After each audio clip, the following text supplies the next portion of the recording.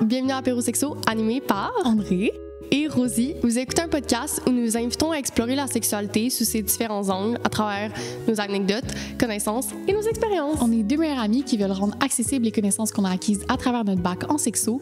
Ultimement, on veut détabouiser le sujet parce que la sexualité, c'est une sphère aussi importante que les autres. Asseyez-vous, détendez-vous et profitez de cette heure en notre compagnie. Puis n'oubliez pas d'utiliser le code APÉROSEXO10 à la boutique Oui Sensuelle, la magnifique boutique où on enregistre tous nos épisodes. Bon épisode! Bye! Bonjour! Bienvenue à l'épisode de Grossesse de cours, présenté et commandité par Réforme. Réforme. Fait que Réforme, c'est une compagnie qui offre des outils d'éducation à la sexualité pour le personnel enseignant, mais aussi les professionnels en sexologie, n'importe qui a besoin d'outils pour présenter, en fait, l'anatomie. Ouais. Dans le cadre de cours d'éducation à la sexualité. Fait que pour ceux qui regardent, qui écoutent le podcast avec un outil visuel comme YouTube, outil visuel, qui regardent l'épisode sur YouTube, vous pouvez voir les modèles anatomiques qu'on présente. Fait qu'il y a un modèle anatomique utérus qui inclut les ovaires, les trompes de Fallope, le clitoris. Puis en fait, le modèle anatomique est sur une base en bois sur lequel on peut accrocher de la pâte à modeler.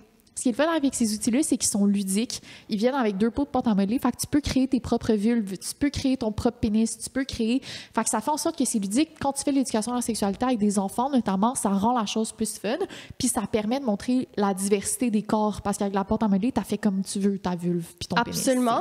Réforme offre un ensemble pour les classes de primaire, pour les classes de secondaire. Il y a autant des modèles, comme vous pouvez voir, que des manuels pédagogiques aussi d'éducation à la sexualité et des cartes à jouer aussi pour les élèves du secondaire. Puis nous, on n'est pas dans le...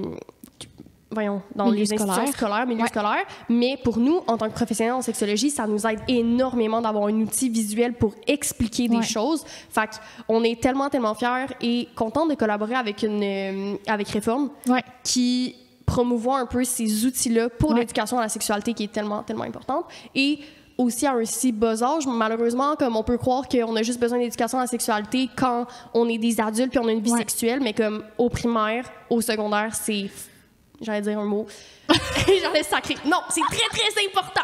Fait que merci à Réforme. Puis c'est le fait d'encourager aussi une compagnie d'éducation à la sexualité qui est québécoise. Fait que ça, c'est vraiment cool. On a parlé à Ono, il est vraiment fun. Ouais. Fait que voilà, bon épisode. Puis merci, bye. Bon épisode. Bye.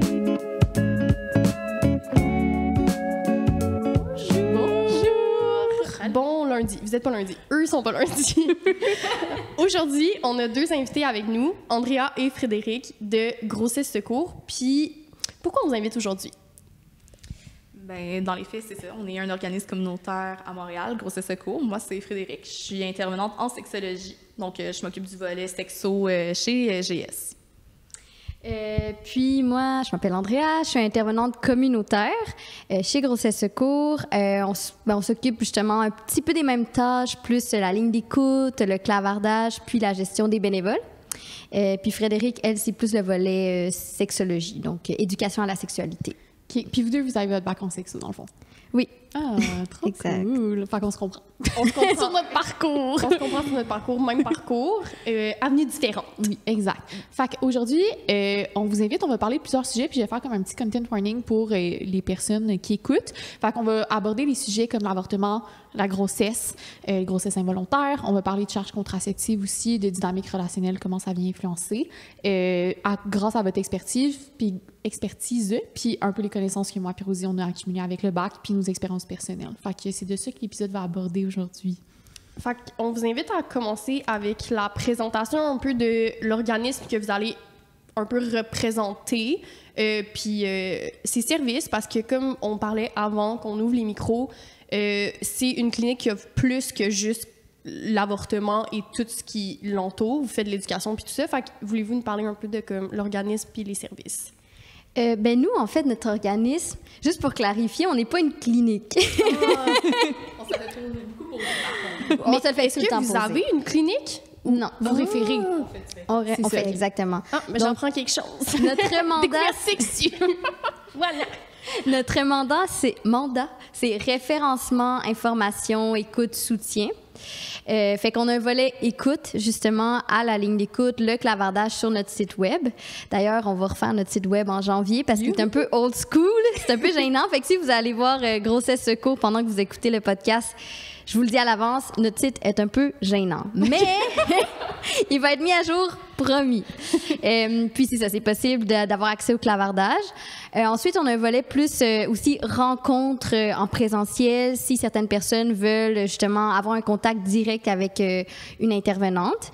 On offre aussi des tests de grossesse urinaire gratuits. Donc, nice. Bien savoir. Parce que c'est, genre, j'allais dire c'est niaiseux, c'est pas niaiseux, mais c'est tellement cher, les tests de grossesse. Ouais. Puis pour vrai, le nombre de mois que je me suis dit, genre, je veux pas en faire un, puis ça me donne pas encore payer, genre, 15-20$ pour que ça soit encore négatif. Ouais. Tu sais, des personnes qui vivent full d'anxiété, moi, quand j'étais jeune, surtout, c'était ça, là, quand t'as 16 ans, puis comme, t'as tes premières relations sexuelles, puis t'es comme, je suis en retard d'un jour, c'est sûr que je suis enceinte. Le nombre de fois que j'étais comme, je vais pas passer un test, ça coûte cher, genre, puis j'étais gênée de demander à mes parents, tu sais, c'est le genre de truc qu'il y a pas assez, on n'en parle pas assez. Fait que c'est le fun que vous soyez là pour comme dire que vous offrez ça. ouais. Fait que, voilà. Ouais, ben justement, c'est vrai que ça peut revenir cher. Si c'est pas la première boîte que tu achètes en plus dans le mois, mettons, tu sais, c'est un peu comme ça me tente pas. Ou quand t'es comme mineur, mettons, t'as 16 ans justement, puis t'as pas envie d'aller à la pharmacie puis d'en acheter, tu trouves ça gênant. Ou je sais pas, moi, t'es dans le même quartier que chez tes parents, fait que t'as pas envie qu'ils te voient rentrer dans la pharmacie, ben il y a nous pour ça. Moi, j'habitais comme sur une île, genre avec pas beaucoup d'habitants. Puis j'étais comme... J'habitais à l'île Bizarre. Je suis désolée. Non, mais comme dans le sens sur que- une île. genre- J'habitais au Bahamas. Non, mais genre, allez, bizarre. Mais les gens savaient déjà où j'habitais. Mais tu sais, puis c'était comme... ils genre, savent. les employés de la pharmacie, c'était comme... Les gens de mon école secondaire, là, j'étais comme, ça me tente pas de comme qu'ils sachent mes petites business, genre, faire comme c'est bon. Mais moi, je viens de Québec, puis... Le grand village. Le grand village, tu sais, pas tout le monde se connaît, c'est pas vrai, mais je me rappelle que la première fois que j'étais allée chercher un test de grossesse, c'était avec mon chum dans le temps, puis on est arrivé à la pharmacie, puis il est arrivé à la caisse, puis il était comme, c'est pour une expérimentation scientifique. J'étais genre, dude, tout le monde le sait. Genre, arrête, là. Mais c'est fou comme on est gêné. Puis genre, j'allais dire son nom. En tout cas, ça m'a rappelé à quel point genre c'est tellement gênant quand t'es jeune, surtout. Ça devrait pas. Genre, tout le monde est d'accord avec ça, mais ça l'est. Puis maintenant, tu sais, nous, on est décomplexés, on est en sexo, mais j'ai encore des amis à notre âge qui sont full gênés, même d'aller acheter des condoms, genre un test de grossesse. Fait que sachez que vous êtes... Genre, c'est normal, c'est correct. Puis voilà, envoyez quelqu'un d'autre au pire pour vous. Ou sinon, allez les chercher à Grossesse Secours. Gratuit. Voilà. Ça, c'est bien. Puis, ce qui est pratique aussi quand les gens viennent le passer sur place, c'est, mettons, il est positif, puis la personne se retrouve dans une situation d'ambivalence. Ben ça aussi, c'est un sujet qu'on travaille beaucoup, les situations d'ambivalence, autant par clavardage à la ligne ou en présentiel. On a des outils aussi pour un peu orienter les personnes dans leur réflexion, pour qu'elles se posent des questions un peu générales sur leur vie. En tout cas, on va aborder ça plus tard. Puis, c'est ça, on leur donne des outils pour qu'elles se sentent à l'aise à tranquillement prendre une décision. Ou, tu sais, certaines personnes arrivent directement, résultat positif, et veulent une référence d'une clinique d'avortement. Ben là, on va référer justement, on va leur dire comment avoir accès, ou appeler, quand appeler, une clinique aussi qui est proche de chez elle, par exemple. Donc, voilà. C'est tellement fun parce qu'il y a comme un accompagnement en live, puis genre un soutien en live qui est vraiment intéressant. Là. Moi, je vais en parler tantôt. J'avais un témoignage sur le test de grossesse positif que j'ai eu récemment dans ma vie. Puis genre, mon mécanisme de défense, c'était genre d'envoyer une photo de mon test de grossesse à toutes mes amies, faire genre « let's kill this one ». Tu sais, c'était pas genre, c'était très... je le prenais avec humour, mais la réalité, c'est que je gérais pas mes émotions par rapport à ce qui se passait. Tu sais, je pense que j'aurais bénéficié d'un soutien. Puis des fois, tu sais, nous, limite, on est beaucoup dans le milieu de la relation d'aide. Tu savais que si tu m'en parlais, j'allais bien le recevoir. Oui, mais des fois, même si tu es accompagné puis tu as des gens pour toi, la réception est pas toujours comme empathique et avec bienveillance que qu'est-ce que tu Ton espères. réseau, il est pas aussi outillé. outillé, ou il y en a qui sont pas éduqués là-dessus, ou qui ont Exact. des idées, des conceptions sur l'avortement, par exemple, ou qui le prendraient mal. Fait que tu sais que c'est pas un entourage auquel tu pourrais t'ouvrir, par exemple. Fait que d'avoir des organismes comme Grossesse Secours, c'est vraiment super. Ouais. Moi, je me rappelle qu'en fait, j'ai fait affaire. J'ai utilisé vos services parce qu'à un moment donné, je pense que c'était juste une question. Puis c'est ça, vous répondez aux questions. Là. Je suis pas mal sûre que c'était Grossesse Secours. Puis c'était quoi? Oui, j'avais manqué un cycle au complet à cause de des... pas des anticorps, des antibiotiques. Puis il m'avait comme tout expliqué, puis je me rappelle qu'il m'avait demandé mon code postal, il m'avait donné la clinique la plus proche de chez nous. Fait que c'est le genre de service que vous faites de comme premier abord de t'as des questionnements. Puis tu sais, j'étais en sexo, fait que je savais un peu, mais je savais pas où aller. Tu sais, des fois, clinique avortement, il y en a qui sont un peu genre pas identifiés, mais comme tu peux pas nécessairement les trouver facilement. Puis vous avez toute la banque. Fait que, en tout cas, c'était full. Maintenant, je me rappelle qu'en fait, je vous avais appelé, tu sais. Puis vous pouvez sûrement genre référer à des cliniques adaptées genre à la population qui vous contacte. J'imagine que comme on trouverait pas nécessairement sur Google avec des mots-clés, mettons. Ben en fait, est-ce que tu voulais dire quelque chose? Ben, je peux y aller. OK. Ben, rapidement, là, accessible, nous, c'est certain qu'on va pouvoir diriger les personnes vers les cliniques, là, puis selon justement leur réalité spécifique. Puis on va poser aussi, on va faire l'évaluation en fait avec elles, c'est quoi leur réalité pour les orienter vers le meilleur milieu pour elles. Mais dans les faits, c'est accessible pour tout le monde en ligne avec la Fédération du Québec pour le planning des naissances, la FQPN. Tout le monde peut y avoir accès avec la petite section en orange qui est trouver de l'aide. Puis après, tu peux avoir accès justement à je veux avoir trouvé des cliniques d'interruption de grossesse qui sont près de chez moi. Je peux écrire mon code postal. Puis après, ça me lance la recherche. Donc oui, nous, c'est certain qu'on va pouvoir aller informer davantage là, sur le sujet, puis accompagner aussi la personne dans comment qu'elle le vit, justement, sa situation de grossesse, que ça soit positif, que ça soit négatif, que ça soit, je ne sais pas encore c'est quoi le résultat. Fait clairement, on va pouvoir plus les aider, les guider là-dedans, puis c'est ça, répondre à leurs questions, aller voir leurs incertitudes, peurs. Oui, parce que même si tu sais pas encore, moi c'est ça, je savais pas, j'avais pas fait, en fait mes tests étaient négatifs, mais tu sais ça faisait comme 3 semaines que j'avais pas eu mes règles, fait que j'étais comme c'est vraiment douteux. Puis même si c'est négatif, tu le sais pas, on dirait que c'est le fun d'avoir un plan. Puis moi, ça m'avait aidé. Je savais quelle clinique j'allais pouvoir aller, le numéro de téléphone. Fait que ça m'avait comme sécurisé. Puis même si j'avais pas de réponse, j'avais un plan de comme, OK, si ça m'arrive puis que je dois passer par l'avortement, je sais où aller puis je me sens outillée. Fait que ça, j'ai mis ça parce que même si je le vivais pas, je me suis sentie outillée puis comme encadrée. Puis ben maintenant, je me rappelle qu'en fait, c'est à Grossesse Secours que j'avais appelé. Mais c'est rassurant d'avoir des ressources que tu sais qui sont à disposition. Puis même si t'es pas dans la situation, même si t'as pas encore passé ton test de grossesse, peu importe la situation que tu vis, de comme, OK, ben j'ai un coussin puis je sais qu'il y a des endroits, des personnes, des organismes qui peuvent m'aider au cas où. Juste ça, le au cas où, c'est comme... Encore à ce jour, c'est dans mes notes de sel parce que je me dis, ça m'arrive, ben j'ai l'information maintenant, tu sais. Fait que c'est rassurant puis ça me permet d'avoir un rapport avec l'avortement moins de peur. Puis chaque personne le vit différemment, mais moi, ça me full aider de comme savoir c'est où. Puis tu sais, pour les personnes anxieuses qui nous écoutent, ça peut aider de comme... Tu sais, si vous... Je sais pas, vous avez vous utilisez la contraception naturelle qui est une des contraceptions qui pourrait possiblement... avoir une grossesse. Je me manque des mots dans ma phrase, mais vous avez très bien compris. Puis, ben, moi, c'est ça qui m'a aidée. Genre, ça m'a sécurisé. C'est pas comme, l'avortement va être mon moyen de contraception, mais si ça arrive, je me sens outillée, je me sens encadrée, puis je sais vers où aller, tu sais. Fait que c'est ça, mais c'est full bien ce que vous faites, là, comme vous encadrez du début à la fin, puis même quand le début est comme... la personne ne sait pas nécessairement que... Puis je vais mettre en description de l'épisode, genre, vous avez un numéro de téléphone, j'imagine. Est-ce que c'est comme Montréal, puis à l'extérieur de Montréal, il y a plusieurs numéros? En tout cas, peu importe si vous en avez plusieurs, je vais toutes les mettre, le lien vers votre site Internet, fait que ça va être dans la description de l'épisode pour ceux qui cherchent, qui s'intéressent à ça. Puis je vais mettre aussi le lien vers le FQPN là, pour avoir la liste de toutes les cliniques. Là. Ça, c'est vraiment super. Puis, tu sais, je tiens à nommer, nous, Grossesse Secours est établi à Montréal pour celles qui sont près de la région, sauf qu'il y en a aussi 2 autres organismes qui sont pro-choix comme nous au Québec. Tu as celle SOS Grossesse à Québec, qu'on peut aussi entendre beaucoup parler. Donc, pour ceux qui sont de la région de Québec, ils peuvent aller faire aussi des tests de grossesse sur place gratuitement. Puis, ils offrent les mêmes services que nous, mais plus spécifiques à la région de Québec. Puis il y a aussi SOS Grossesse Estrie. Donc, pour ceux qui sont plus dans la région Estrie, Sherbrooke, ils vont pouvoir aussi avoir accès aux mêmes services dans cette région-là. Donc, on est les 3 seuls au Québec pro-choix qui accompagnent justement dans ces sujets-là autour de la grossesse. Ah, ben super, je vais mettre le lien vers ces places-là. Puis justement, tu parles de pro-choix. Tu voulais-tu comme me parler un peu plus de la définition de pro-choix? C'est quoi ce positionnement en tant qu'organisme? Qu'est-ce que ça veut dire concrètement dans vos actions? Comment c'est... Voilà. Oui.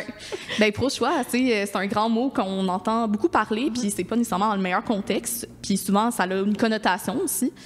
Mais nous, ce qu'on utilise, puis comment qu'on le définit, c'est vraiment la possibilité de pouvoir choisir si on veut avoir une situation de grossesse. Donc, il y en a qui en veulent, il y en a qui en veulent pas, puis c'est correct.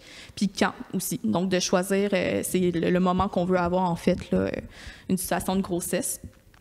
De toute façon, plus, si on veut... dans nos mots, là, comment qu'on l'écrirait aussi, là, ça serait de... Je peux choisir c'est quoi le meilleur... Tu sais, je peux choisir c'est comment que je veux aussi...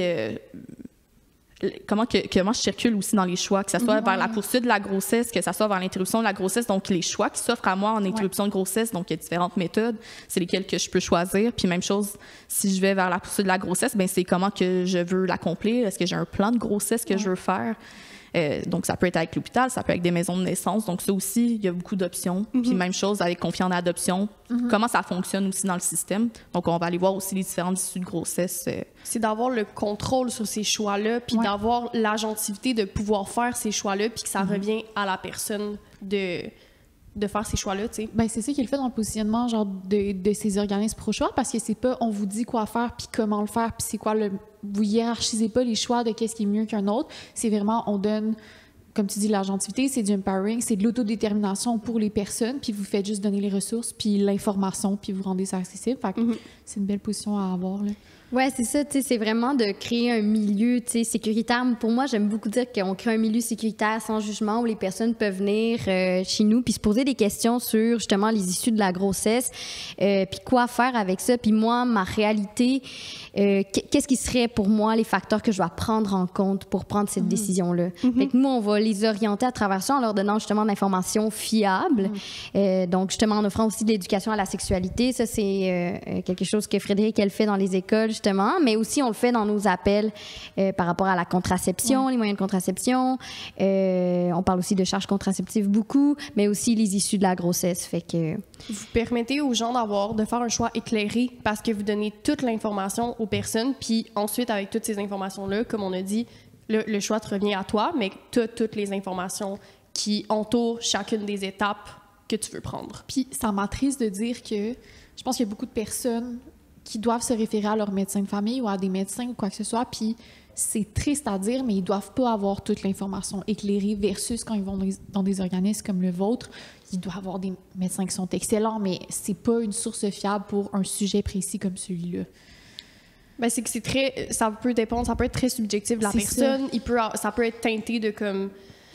Ben, en fait, j'imagine que, je veux dire, ils ont une formation, là, ils savent qu'ils peuvent pas rentrer dans le personnel, mais on a entendu des histoires un peu d'horreur avec des médecins où, tu sais, tu as l'âge socialement acceptable d'avoir un enfant, de tomber enceinte, donc, ben, pourquoi t'avorterais? Tu sais, ou t'es trop jeune, ben, tu devrais avorter, tu sais. Fait que ça peut être teinté, puis, tu sais, on en parle parce qu'on a entendu comme des témoignages par rapport à des gens qui, des fois, tu sais, on dirait que c'est quelque chose qui se font tasser vers un chemin plus qu'un autre, là, mettons. Bien, on dirait quand on connaît pas les organismes, on pense aux médecins comme première ressource. Puis moi, justement, quand je pensais être enceinte, une des premières choses que j'ai fait, c'est prendre un rendez-vous sans rendez-vous pour aller faire une prise de sang, parce que mes tests étaient négatifs, mais j'étais comme, ça fait 3 semaines, il se passe quelque chose. Mais si je vous avais appelé, puis même si j'étais allée en personne, puis j'avais eu plus d'informations, même si j'étais en sexo, des fois, de comme, tu sais, peut-être quelqu'un m'aurait dit, mais t'as-tu pris des antibiotiques? Ah, mais c'est peut-être ça, tu sais, c'est des genres de choses que, des fois, on pense pas.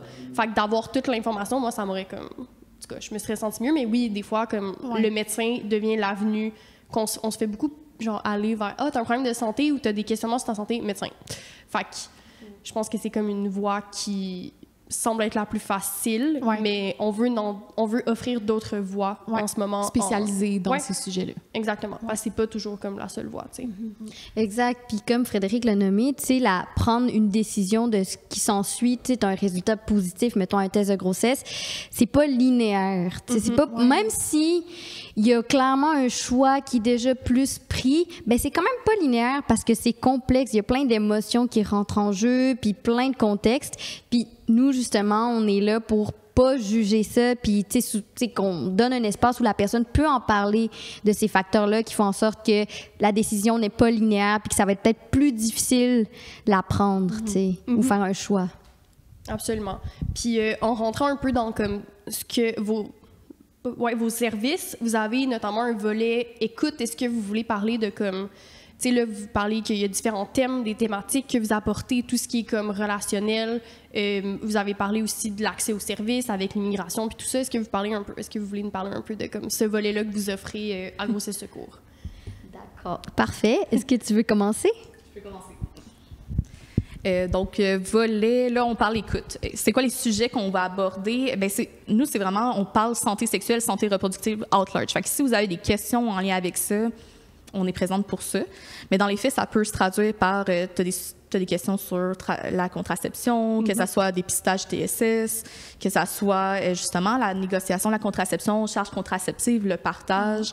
Ça peut être au niveau des relations aussi, comment ça se joue, la communication entre les partenaires aussi dans la sexualité puis dans les situations de grossesse. Donc, on va toucher tout ce qui est situation de grossesse, avant, pendant, après la situation de grossesse, peu importe c'est quoi l'issue qui a été choisie, donc confiée en adoption, que ça soit la poursuite de la grossesse ou que ça soit encore là interruption de grossesse, mais ça peut être aussi des sujets comme le deuil deuil périnatal là, qui peut être touché suite aux différentes issues de grossesse.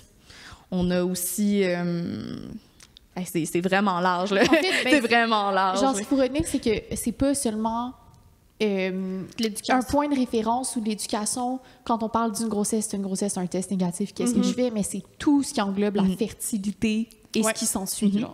Puis il y a de la relation d'aide, puis pas juste, il y a de l'accompagnement là-dedans. C'est pas comme seulement transmettre des notions théoriques, c'est adapter à la personne, à son vécu, ce qui permet justement un soutien beaucoup plus global que dans un cabinet de médecin, tu peux pas nécessairement avoir, tu sais, t'as pas comme 15 minutes, bim bam, puis genre prochaine personne. Puis des fois, dans ces genres, il y a des situations qu'il y a des gens que ça va être bien correct, mais il y a des situations que les gens ont besoin de beaucoup plus. C'est un sujet qui est full sensible, que comme les personnes qui ont la capacité d'être enceinte, ça fait peur, tu sais. Fait que des fois, d'avoir comme un soutien puis un accompagnement, quand on en ressent le besoin, mais c'est le fun que vous pouvez avoir cette prise en charge beaucoup plus globale. Ouais. Puis à travers tous ces sujets-là, c'est quoi les différentes clientèles qui viennent vous voir?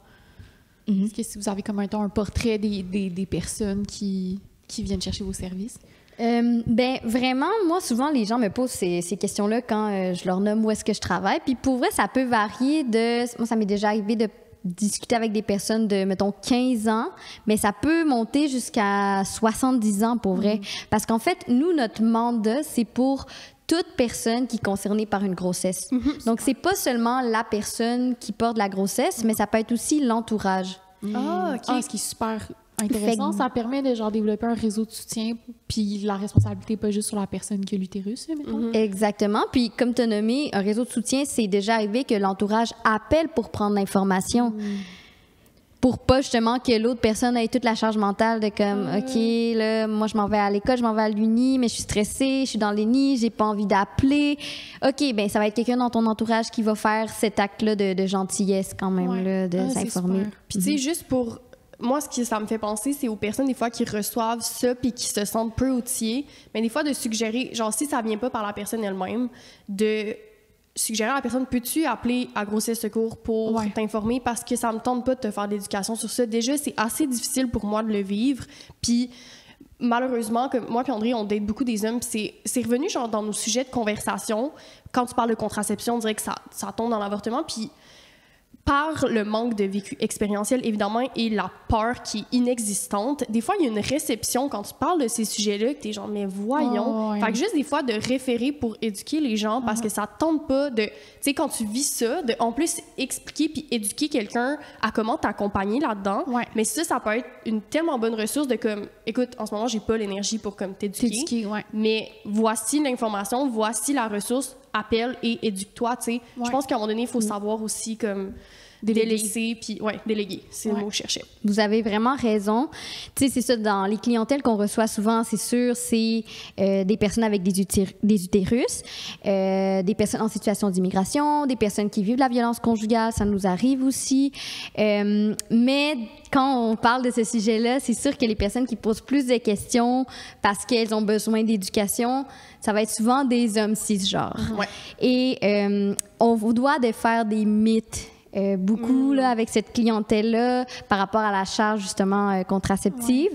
Puis aussi les effets secondaires. Moi, je me rappelle à la ligne, quelqu'un m'avait demandé, c'était un homme cisgenre, m'avait demandé « Ouais, mais là, ma partenaire dit que son moyen de contraception lui fait tel effet. Mais c'est bizarre. Est-ce que c'est vraiment vrai ou est-ce qu'elle me ment, nanana? Donc, il a fallu qu'on démystifie ça. J'étais comme « Oui.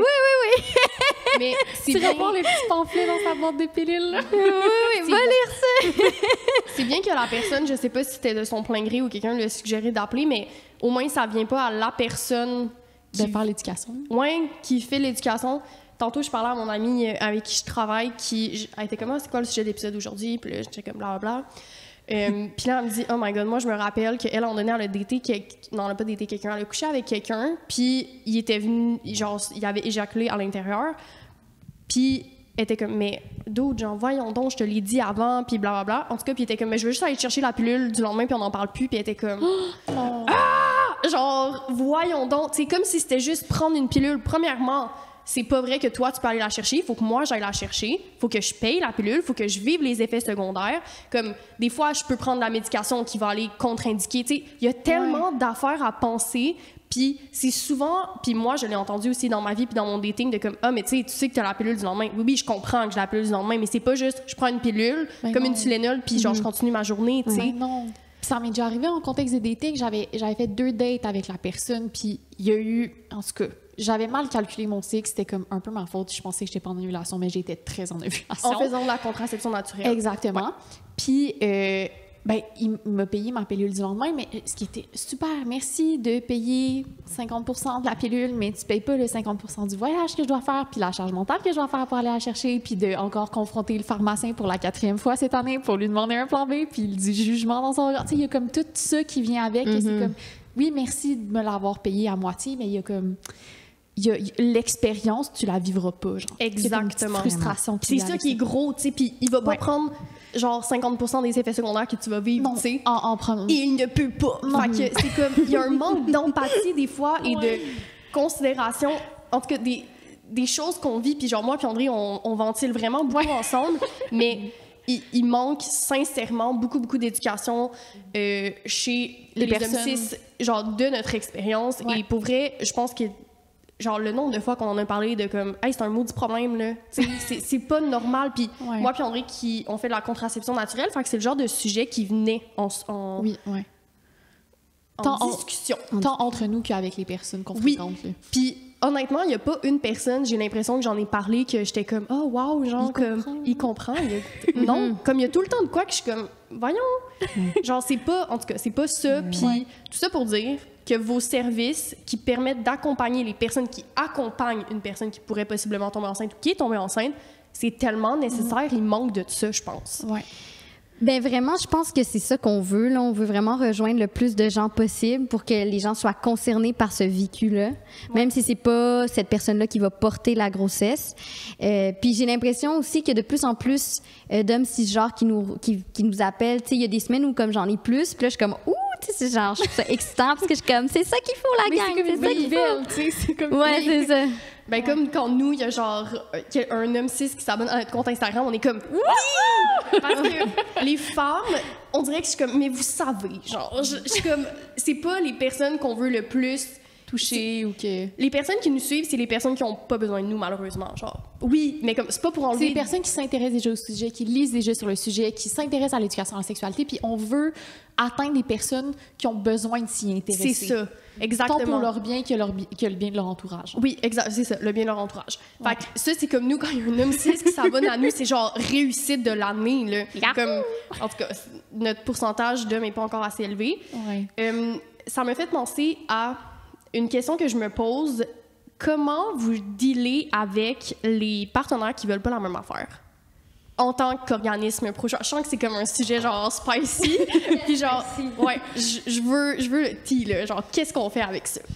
Ouais, ben ça arrive souvent. Okay. On peut se douter, ça arrive quand même assez régulièrement. Il y en a que des fois justement, c'est le fun parce que on voit que le partenaire encore là, il veut que la personne puisse prendre la décision pour elle-même, ce qui au final, c'est ça, la réalité. La personne prend le choix, puis la décision lui revient à elle. Puis il va la supporter, peu importe c'est quoi l'issue de la grossesse. Mais quand c'est pas le cas, donc quand la personne, c'est moi, je veux que tu avortes, des fois c'est dit cru de même, sinon je te laisse. Ouais. Oh, OK. Mais là, la personne qui vient nous rencontrer, souvent, nous, on a les échos de ça. En fait, elle, dans les faits, a fait sa décision, elle veut prendre sa décision pour elle-même, mais il y a d'autres enjeux autour. Puis là, ben, un des gros enjeux, ça va être la relation. Est-ce que la relation va perdurer suite au choix, peu importe c'est quoi le choix qui est décidé, ou elle va se poursuivre. Mais encore là, à quel dépend? Est-ce que j'ai dépassé mes propres limites en faisant un choix que je n'étais pas tout à fait confortable avec? Puis c'est un choix qui est difficile. Puis est-ce qu'on va être tout à fait confortable dans le choix qu'on va faire? Pas nécessairement, même quand on a pris la décision. Ouais. C'est pour ça que nous, on va les recentrer aussi à tu prends la décision dans ce que tu connais présentement de ta réalité. Ouais. On peut pas la prendre dans une perspective de dans 9 mois ou peu importe, plus tard, je vais être rendu où, je le sais pas. Ouais. On le sait juste pas.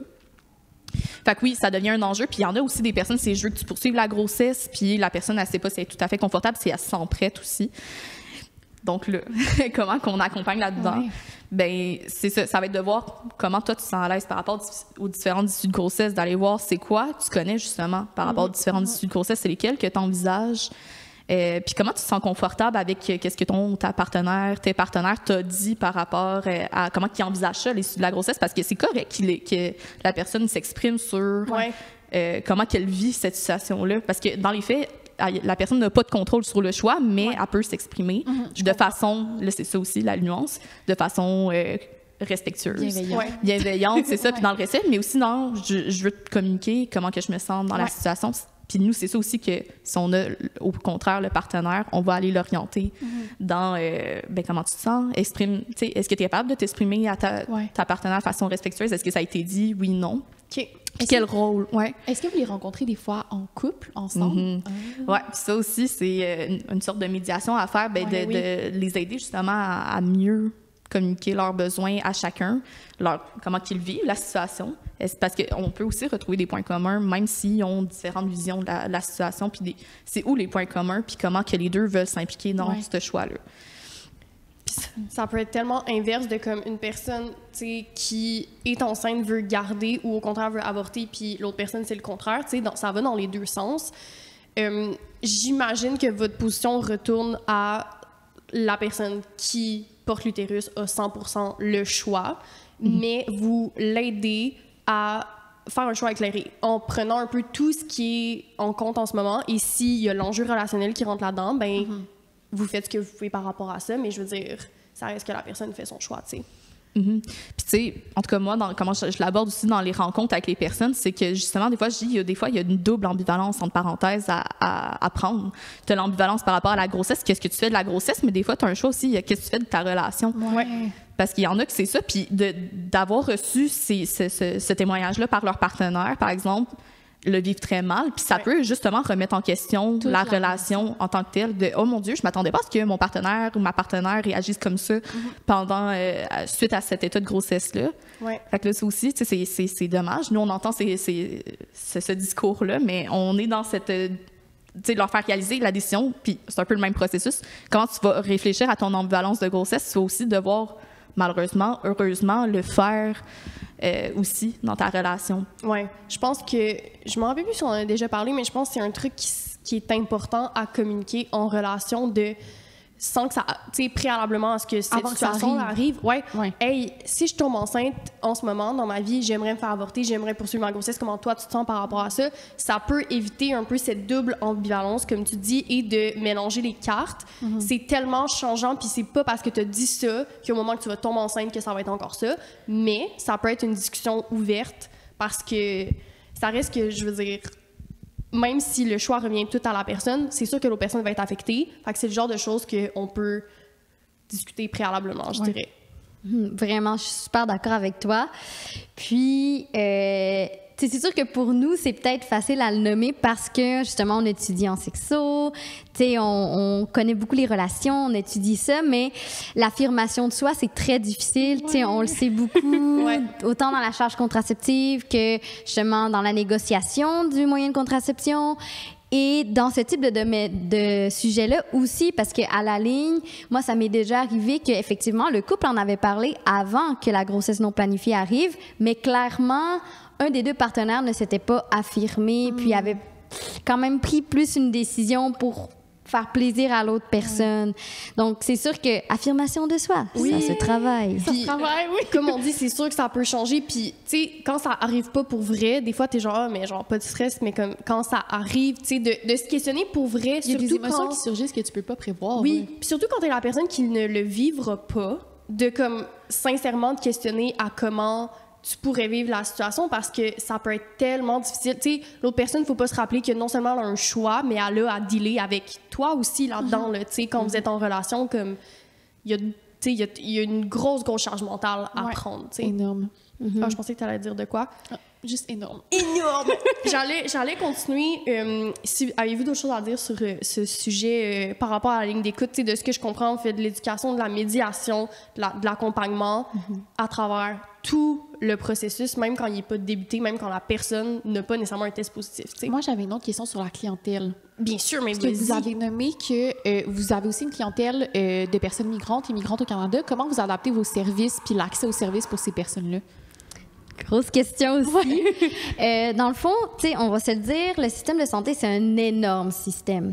Donc, vraiment, on apprend, on essaie de s'informer avec plusieurs ressources. Puis nous, ce qu'on essaie le plus possible, surtout avec cette population-là vraiment spécifique, c'est de leur donner les informations les plus fiables possibles. Okay. Puis vraiment de les informer de c'est quoi le processus dans le contexte que ces personnes-là vivent. C'est pas... Moi, je trouve ça quand même difficile à faire comme accompagnement parce que c'est comme un gros coup d'en face parce que dans les faits, si une personne n'a pas la RAMQ et qu'elle n'a pas la PFSI, que ça, c'est une assurance pour les demandeurs d'asile. OK. Donc, si t'es pas comme citoyenne canadienne, résident permanent, OK, je vais pas toutes les nommer, mais ou demandeur d'asile, bref, si t'es pas assuré par le gouvernement, tu payes les charges. C'est combien en avortement quand t'as pas la RAMQ? OK, en avortement, c'est déjà moins pire. T'as les yeux. On a les informations. Mais ça peut... ici, ça dit comme entre 200 et 4000 pour l'interruption de grossesse par médicament. OK. Et par instrument, ça peut être entre 600 et 2000. OK. Mais comme ça doit dépendre justement des situations. Puis ce qui doit être difficile aussi pour vous, c'est que même si choix éclairé, il y a tellement de barrières que ton choix est-tu tant éclairé avec les barrières systémiques qui te mettent devant toi? C'est comme, tu sais, juste s'il y en a un des deux qui est moins cher, il y a une personne que ça peut tomber vers là s'il y a un aspect financier, tu sais. C'est comme ton choix est éclairé, mais comme pas vraiment. Il y a tellement de barrières systémiques qui vont t'empêcher de faire le choix éclairé. Fait que ça doit être difficile aussi pour vous d'accompagner, sachant tout ça, puis sachant le système de santé qui n'est pas adapté à toutes les clientèles. T'sais. Exact. Mais c'est sûr qu'il faut prendre en note que ces données-là dépendent aussi de tout ce qui concerne les déplacements, les heures prises pour, mettons, pas aller travailler. Mais nous, mettons, avec le bottin de la FQPN, c'était maximum, tu sais, ça peut aller à 1500, mettons. Okay, mais par instrument. Reste par médicament, pardon. Okay. Puis par instrument, j'avais vu 1000 environ maximum, là, vraiment. Okay. Ce qui est quand même déjà mieux. Mais ça reste, moi je trouve que ça reste quand même cher. Puis comme tu as nommé, c'est super important en fait de prendre en considération que il y a vraiment des barrières du système qui empêchent les personnes de prendre justement un choix éclairé. Tu sais, si on aborde par exemple poursuivre la grossesse puis accoucher, là on va parler de 20 000 mettons. C'est ça, exactement. Fait que tu sais, c'est comme on dit, c'est un choix éclairé, mais les barrières, puis tu sais, c'est pas pour remettre en question le système, c'est juste des faits que c'est plus difficile pour ces personnes-là de faire un choix éclairé quand t'as tes barrières-là qui existent. C'est pas juste financier, c'est comme tu disais bien, c'est que, mettons, t'arrives au pays, puis tu connais pas le système de santé, c'est un autre système de santé avant, c'est d'autres manières de travailler, c'est d'autres manières d'aborder, ne serait-ce que ça soit culturel ou vraiment dans le système médical en tant que tel, la manière dont on parle de la grossesse, ben ça va être différent quand on arrive ici, peu importe d'où tu viens. Tu peux venir des États-Unis, puis ça va être différent la manière dont on l'adopte. Fait que d'avoir des intervenantes qui peuvent te guider un petit peu, comme faire ton cheminement à travers le système, puis te donner des informations sur comment le système fonctionne ici, ça doit être un gros soulagement de ne pas avoir à faire ses recherches soi-même. C'est un gros morceau à s'éduquer. Puis il y a aussi la barrière de la langue, que ça entre beaucoup en jeu. Tu sais, moi, je suis chanceuse, je parle espagnol, fait que ça m'est déjà arrivé d'accompagner, pas juste chez Grossesse Secours, mais dans d'autres contextes de travail, même dans le contexte de stage, ça m'est arrivé de accompagner des personnes qui voulaient interrompre une grossesse et elles ne parlaient ni français ni anglais. Donc, c'était comme d'appeler avec elles, mais tu sais, toutes les explications de le processus, tu sais, quand elles vont arriver à la clinique... c'est ça. C'est ça, fait que, mais bon. Est-ce qu'il y a des services, c'est peut-être une question que vous n'allez pas pouvoir répondre, mais de traducteurs ou traductrices qui peuvent accompagner des gens à travers le système de santé? Mettons qu'ils peuvent aller avec eux à des rendez-vous, qui peuvent, ça existe-tu? Oui, il y en a. OK. Il y en a ben, je sais pas comment ils appellent ça. C'est-tu traducteur, traductrice ou en tout cas interprète, c'est ça. Oui, exact. Qui viennent, ça dépend encore. Là. Puis ça, c'est dur aussi, c'est une denrée rare, les interprètes dans le système de la santé. C'est puis... vraiment cher aussi. Là. Ouais. Je veux dire, c'est un service qui est extrêmement cher. Où je faisais mon stage, il y en avait beaucoup, justement, à cause de la barrière de la langue. Puis je me rappelle que je voulais faire des ateliers, puis il était comme, faut que ton atelier soit comme... Il y avait une limite de temps parce qu'il était comme, c'est trop cher. Fait que comme, c'est tellement un service qui peut être full dispendieux. Je sais pas si comme... Il y a des prix adaptés, je sais pas, mais ce que je sais, c'est que c'est super cher, tu sais, parce que comme tu dis, c'est une denrée rare, genre, il y a pas beaucoup de monde qui font ça. Ça, puis tu sais, aussi quand les personnes arrivent, souvent, ils ont reçu beaucoup d'informations sur comment que ça fonctionne le système de santé, puis justement, nous, on arrive avec cette clientèle-là qu'ils se font confronter, en fait, ils n'ont pas le choix de se faire confronter à c'est quoi la réalité, puis c'était pas en tout ce qu'ils avaient entendu. Puis là, ils sont démunis, ils sont comme, je sais plus où aller, je sais pas comment ça fonctionne, puis ce que tu me dis, c'est pas ce qu'on m'a dit. Puis souvent, ben ils se font comme aussi, c'est comme si c'était la balle, puis ils se font lancer d'un bord puis de l'autre, puis ils n'ont pas assez d'informations. Tu sais, c'est quand tantôt on se fait souvent nommer qu'on est une clinique d'avortement, c'est pas ça. On n'est pas une clinique d'avortement, mais il y en a beaucoup qui arrivent avec cette perspective-là que, oh mon Dieu, là, je dois appeler à cet endroit-là, grossesse secours, on le sait pas. Ouais. Puis, ben, c'est ça. Fait que dans les faits, s'il y en a qui ont la chance d'avoir des interprètes, ou souvent c'est d'autres milieux, d'autres organismes qui ont des personnes qui parlent différentes langues, qui essaient de communiquer du mieux qu'ils peuvent aussi le besoin de cette clientèle-là, mais ça reste que ils vont perdre de l'information, ils vont pas avoir l'accompagnement complet. T'sais, c'est sûr qu'eux, ils auront pas cette chance-là, malheureusement. C'est le milieu communautaire, on fait avec les moyens du bord. Là. C'est un peu...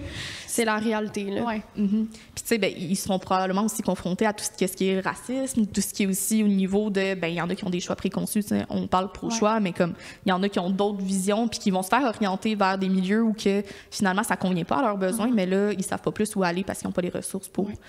Fait que ça aussi, on est confronté à ces clientèles-là qui arrivent comme ça. Puis, ben nous aussi, il faut travailler à comment on peut bien les orienter dans le système. Puis leur nommer les vraies choses. Puis des fois, c'est plate, mais les vraies choses sont vraiment, c'est désolant aussi, qu'on doit leur dire. Ouais. Ben, vous faites le pont entre la théorie et la pratique, puis vous savez comment, en pratique, ça se fait guider quelqu'un à travers sa grossesse ou ses issues de grossesse. Fait qu'au moins, vous pouvez faire le pont pour cette personne-là, de faire comme, voilà ce que vous avez appris sur le système de santé, mais voilà comment ça se passe pour de vrai. Parce que, comme on dit, puis chaque cas est tellement unique aussi. Fait que c'est sûr que, comme, que vous ayez toute l'information sur ce qui se fait réellement, ça permet d'orienter les gens, tu sais. Ouais. J'irai avec les issues de grossesse. Oui. Il y en a 2. On va... Ben, 2. Il y en a plein, mais mettons pour les avortements, il y a des manières de faire... Ouais. Mais issue de grossesse, avortement, c'est... Non, mais une issue de grossesse, ça peut être l'accouchement, genre. Ah, OK. Ça peut être l'adoption, ça peut être genre... OK. Pour interrompre une grossesse. C'est ça que je cherchais vraiment comme mot. Fait qu'on en a 2. On a fait un mini comme tableau résumé. Est-ce que tu veux parler de toi? Comment tu l'as vécu? Qu'est-ce que tu as fait comme choix? Puis genre tout ça. Oui, c'est ça. Ben, dans le fond, les deux, le tableau que j'ai fait, j'ai sorti de... en fait, moi, j'ai fait un avortement le 1er septembre, donc c'est assez récent, à la Clinique des femmes de Montréal. Le nom porte à confusion Clinique des femmes, mais c'est vraiment avortement pour toute personne qui a un utérus. Je pense qu'ils n'ont juste pas changé leur nom, mais c'est une clinique queer-friendly. Puis c'est ça, j'ai sorti ce tableau-là du site de leur clinique, de leur brochure, en fait, qui demande aux personnes de lire avant de faire un avortement. Puis il explique la différence entre l'avortement par instrument, puis l'avortement par médicament, comme vous avez nommé plus tôt. Puis que... médicaments, là, vous devez... Tu sais, c'est quand même assez récent comme manière d'interrompre. Tu sais, je veux dire, on parle d'années, on parle pas des dizaines d'années, là, mais c'est ça. J'ai plus le chiffre exact, mais en effet, là, ça fait même pas une dizaine d'années. Je pense que ça fait 2-3 ans que présentement au Québec, on y a accès. Ouais. Là, je sors un chiffre, là, mais ça, c'est 2018, genre, si quelque chose... Je sais que mon ami... 2016? 2018? Je sais pas. Je savais même pas. C'est quand même récent. Oui. C'est pas une... Avant, il y avait vraiment juste instrument. Ouais. En tout cas, ça fait pas si longtemps, disons. Et dans les faits, avec la COVID, ça l'a beaucoup aidé aussi, en fait, qu'on ait justement la pilule abortive pour le faire à la maison, justement, parce que là, les personnes ne pouvaient pas voyager aux États-Unis ou avant pouvaient avoir accès aussi à certaines interruptions de grossesse. Donc ça l'a aidé à ce que nous, on puisse avoir tous les services au Québec Ouais. pour que toute personne qui vivait ces situations-là ait accès à ce choix-là en tant que tel. Ouais, ben c'est bon à savoir. Mais tu peux continuer, je m'excuse de t'avoir coupé, je voulais non, juste c'est vraiment comme... correct. Puis, t'avais-tu la réponse, finalement? Ben, c'est ça, je me sentais mal de Ben comme non, chercher vas-y. en même temps. Ah, OK, ben je vais chercher en même temps. J'ai pas encore trouvé parce Pour que là, l'année. j'étais C'est comme... grave OK, je vais chercher, je vais continuer à chercher. On m'avait expliqué quand je faisais mes recherches qu'on appelle ça par instrument. Avant, c'était comme avortement chirurgical, je pense, ou comme ils disaient chirurgie d'avortement, puis qu'on Mais disait par disait- instrument. on disait chirurgical dans le cours. Dans le cours aussi, c'est ça, je me Oui. disais, j'ai pas inventé ça. Puis en fait, c'est que la médecin qui a fait mon avortement m'expliquait que on disait par instrument parce que c'est pas vraiment une chirurgie, il n'y a pas d'incision, il n'y a, Oui, je comprends. il y a pas de. C'est vraiment l'ouverture du col, Mhm. puis après, on va aller faire un curetage à l'intérieur, puis gratter l'embryon. C'est un embryon? Ben là, j'étais à genre 5 semaines. Mais Fait ça, que- genre blast, c'est un embryon. je sais pas, embryon. Ouais, c'est ça, c'est un embryon. Fait que, après, dépendamment de où vous êtes dans votre grossesse, là, ça va être appelé différemment, mais c'est ça. Fait que c'est un curetage, mais il n'y a pas d'incision. Fait que c'est pas une chirurgie. Genre. Fait que c'est pour ça qu'on dit par instrument. Mais dans le fait, il y a plusieurs appellations. Chirurgie, ça se dit encore, mais Ok. c'est ça, il y a aucune incision. Fait que, par instrument, je pense que c'est la meilleure façon de le représenter, que c'est vraiment, on va utiliser des outils Ouais. pour aller justement arrêter cette grossesse-là, interrompre la grossesse. Ça fait plus doux, ça fait plus comme... Tu sais, chirurgie, Ouais. on dirait que c'est comme... Mais moi, je ça m'en faisait rappelle... peur, là. Oui, oui, oui. Quand même qu'on l'avait vu dans le cours, j'avais peur. Ouais. Alors, j'ai la réponse. Oui. Alors, merci le devoir. Je voulais pas faire de la pub, mais... Mais c'est en 2017 que cette option, donc l'interruption de grossesse par médicament, qui remplace le curetage, est devenue disponible au pays, donc au OK. Canada, OK. en 2017. OK. Donc, effectivement, ça fait moins que 10 ans. C'est ça, parce que mon amie, c'était... Mon Dieu, elle était dans la première, mettons, année de... D'essai. Pas d'essai, parce que, tu sais, clairement qu'avant de le sortir, ça a Non, été non, essayé, mais c'était presque comme... Tu sais, c'était proposé, mais c'était comme, ah, mais tu sais, on l'a pas tant fait que ça. Genre, moi, Il disait que c'était. de comment m'en parler quand son médecin lui en parlait, c'était genre, oh, il y a ça, si tu veux. OK. Mais tu sais, il y avait pas beaucoup d'informations autant qu'on en a aujourd'hui sur le médicament. Tu sais, toi, c'était presque comme 50-50 dans le sens Oui, que c'est les deux vraiment choix étaient présenté. très... Oui, les deux choix avaient autant de validité puis tout Ouais. ça. Puis c'était pas le cas il y a pas si longtemps que ça, tu sais. Exact. Fait Fait que tu peux continuer Ouais, sur, c'est ça. Fait par que, en l'instrument. faisant mes recherches. Parce que, en fait, je peux commencer du début. De genre comment j'ai découvert que. Tu sais, genre mon test de grossesse. Puis Ben tout. oui, bien sûr. Fait que là, c'est ça. Bon, je suis en retard dans ma semaine, évidemment. Puis là, non, en fait, c'est pas comme ça que j'ai réalisé. OK. Fait que moi, je fais la contraception naturelle, mais j'ai aussi un TDAH. Fait que c'est vraiment difficile de suivre mon cycle puis d'avoir genre des troubles de mémoire quand je dois comme suivre puis connaître mon cycle par cœur. Puis j'étais pas nécessairement en retard, mais j'avais commencé à avoir mal au sein, mais mal au sein, là, vraiment, vraiment, des seins super sensibles qui grossissent. J'avais jamais eu une poitrine aussi grosse, puis j'étais comme, mais voyons, genre, qu'est-ce que... J'étais comme, ah, ça doit être genre... Je sais pas. Mais tu c'est nouveau. embrassais les changements hormonaux. T'étais comme, il n'y a pas de souci jusqu'à temps que t'aies des maudites nausées. Mais en fait, c'est que je me suis dit que j'ai arrêté la pilule contraceptive il y a genre 2-3 ans. Puis Ouais. on dirait qu'à chaque année, j'ai des nouvelles découvertes sur mon corps, puis j'ai des nouveaux symptômes prémenstruels, puis des nouveaux... Fait que j'étais comme, ah, ça doit être juste comme quelque chose que mon corps a unlock cette année. Cette année, André a des seins. J'étais genre super. Il n'y a pas de problème. Mais là, tu sais, comme après une semaine, 2 semaines, 3 semaines, j'étais comme, OK, là, mes menstruations, il me semble que ça fait longtemps que je les ai eues. Puis là, je check mon application, puis là, j'étais comme, oh, 6 semaines, il me semble, ça fait un petit bout. Fait que là, j'étais allée faire un test de grossesse que j'étais allée acheter à la pharmacie, là, les Clear Blue, là, les vraiment, genre les Mais tu as eu classiques. des là. nausées aussi. Moi, je Oui, me rappelle. mais que les t'as eu des nausées sont venues après que Ok. que j'ai le résultat positif. Fait que là, c'est ça. Je suis assise toute seule sur ma toilette, 5 minutes avant que quelqu'un vienne acheter quelque chose sur Marketplace chez nous. J'étais comme, faut que je le fasse, là. Genre, faut que je sache, là. Mais est-ce que tu avais un doute que ça allait être positif ou pas vraiment? Oui. OK. Ouais. Vu à quel point genre mes seins étaient insensibles, puis quand j'ai fait le lien dans ma tête, j'étais comme, ah, c'est sûr, c'est que ça, là. OK.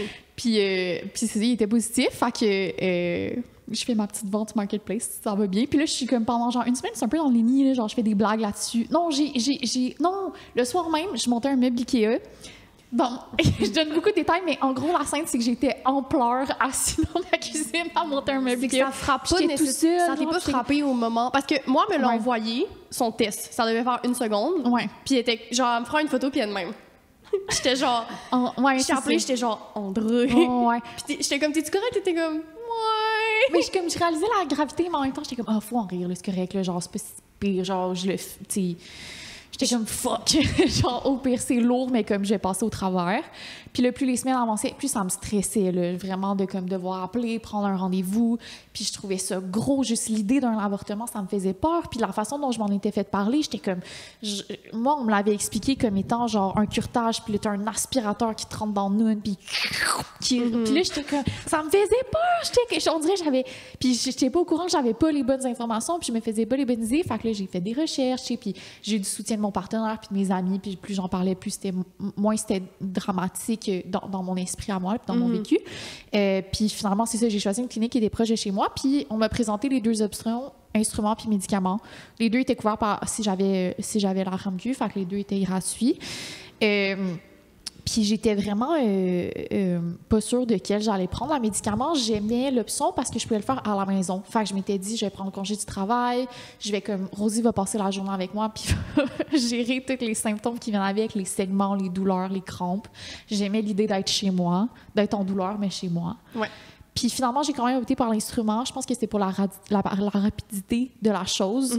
Puis pour le fait que j'allais moins sentir peut-être les crampes qui venaient pendant. Je me rappelle plus exactement qu'est-ce qui a fait trancher. Je pense que c'était comme la rapidité de l'intervention, là, de l'expulsion. Je pense qu'il y avait peut-être... Mais ça, ce que tu m'avais dit, c'est comme si je le fais aussi là-bas, je vais être sûre. Comme il y a comme... Tu sais, il y a quelqu'un qui peut me valider que comme, OK, c'est fait, tout est correct. Bien sûr, ce médicament, tu sais, dans la plupart, tu sais, là, on voit que le taux d'efficacité, c'est 95%, mais il y a comme un petit genre ish. Mais je pense que c'est un rendez-vous de suivi quand tu fais parmi... C'est ça, sûrement, mais il me semble que ce que tu m'avais dit, c'est comme... ça va être fait, genre, tu voulais avoir ta date, puis comme ça soit final, tu sais. Oui, c'est ça, il y a un rendez-vous, soit par téléphone ou en présence pour faire un suivi avec une interruption de grossesse par médicament. Puis justement, l'objectif, c'est de savoir si les tissus qui étaient dans ton utérus, ils ont tous été expulsés. Puis si c'est pas le cas, ben il y a un risque d'infection. Donc dans ce cas-là, c'est ça qui va avoir plus un curetage pour s'assurer que tout a été justement expulsé. Oui, c'est ça. Fait que je suis allée là. Puis en fait, sur le site de la clinique où je suis allée, ils proposaient que tu pouvais même regarder, tu pouvais même demander de voir l'embryon qui avait existé, tu sais, pour comme que ça fasse comme une preuve, tu sais, que tu peux te convaincre toi-même que c'est vraiment terminé, là. Fait que tu pouvais le demander de le voir ou pas. Moi, c'est pas obligatoire, là. C'est pas obligatoire. Moi, au début, je voulais voir, puis là, comme finalement, j'étais bien gelée, puis j'étais comme, tu sais quoi? Non. Puis aussi, tu peux dire aussi que ça a été comme, c'est anesthésie locale, j'imagine? Oui, ben là, j'ai pas le nom des drogues qui m'ont injecté, mais il y en a une où, comme, tu sais, il y en a qui s'endorment là, pendant leur avortement, là, puis ils conseillent justement, tu sais, tu peux fermer les yeux, puis comme... Moi, la pièce où j'étais, il y avait une carte du monde sur le plafond, genre pour te distraire, puis comme regarder d'autres choses pendant. Mais je suis restée réveillée, puis c'était comme... La sensation, c'était comme des grosses crampes menstruelles.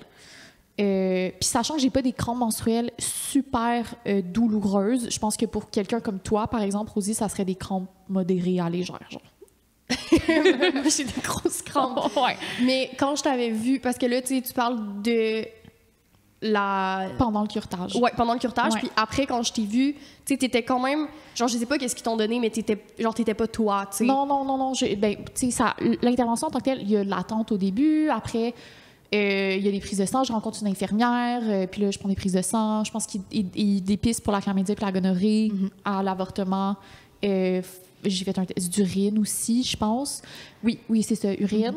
Puis là, après, finalement, je vais dans la salle. C'est super cosy. Il y a des petites huiles essentielles. Ça sent bon. Puis il y a un truc qui nous a full étonné, nous, c'est que c'est long. Genre, dans le sens qu'on est arrivé à 8 ou 9. Genre 9 heures. Je pense. En tout cas, ça a pris comme un 3-4 heures quand même à la clinique. Puis tu sais, moi puis le chum André, moi, je suis allée au début, puis après, on s'est alternés.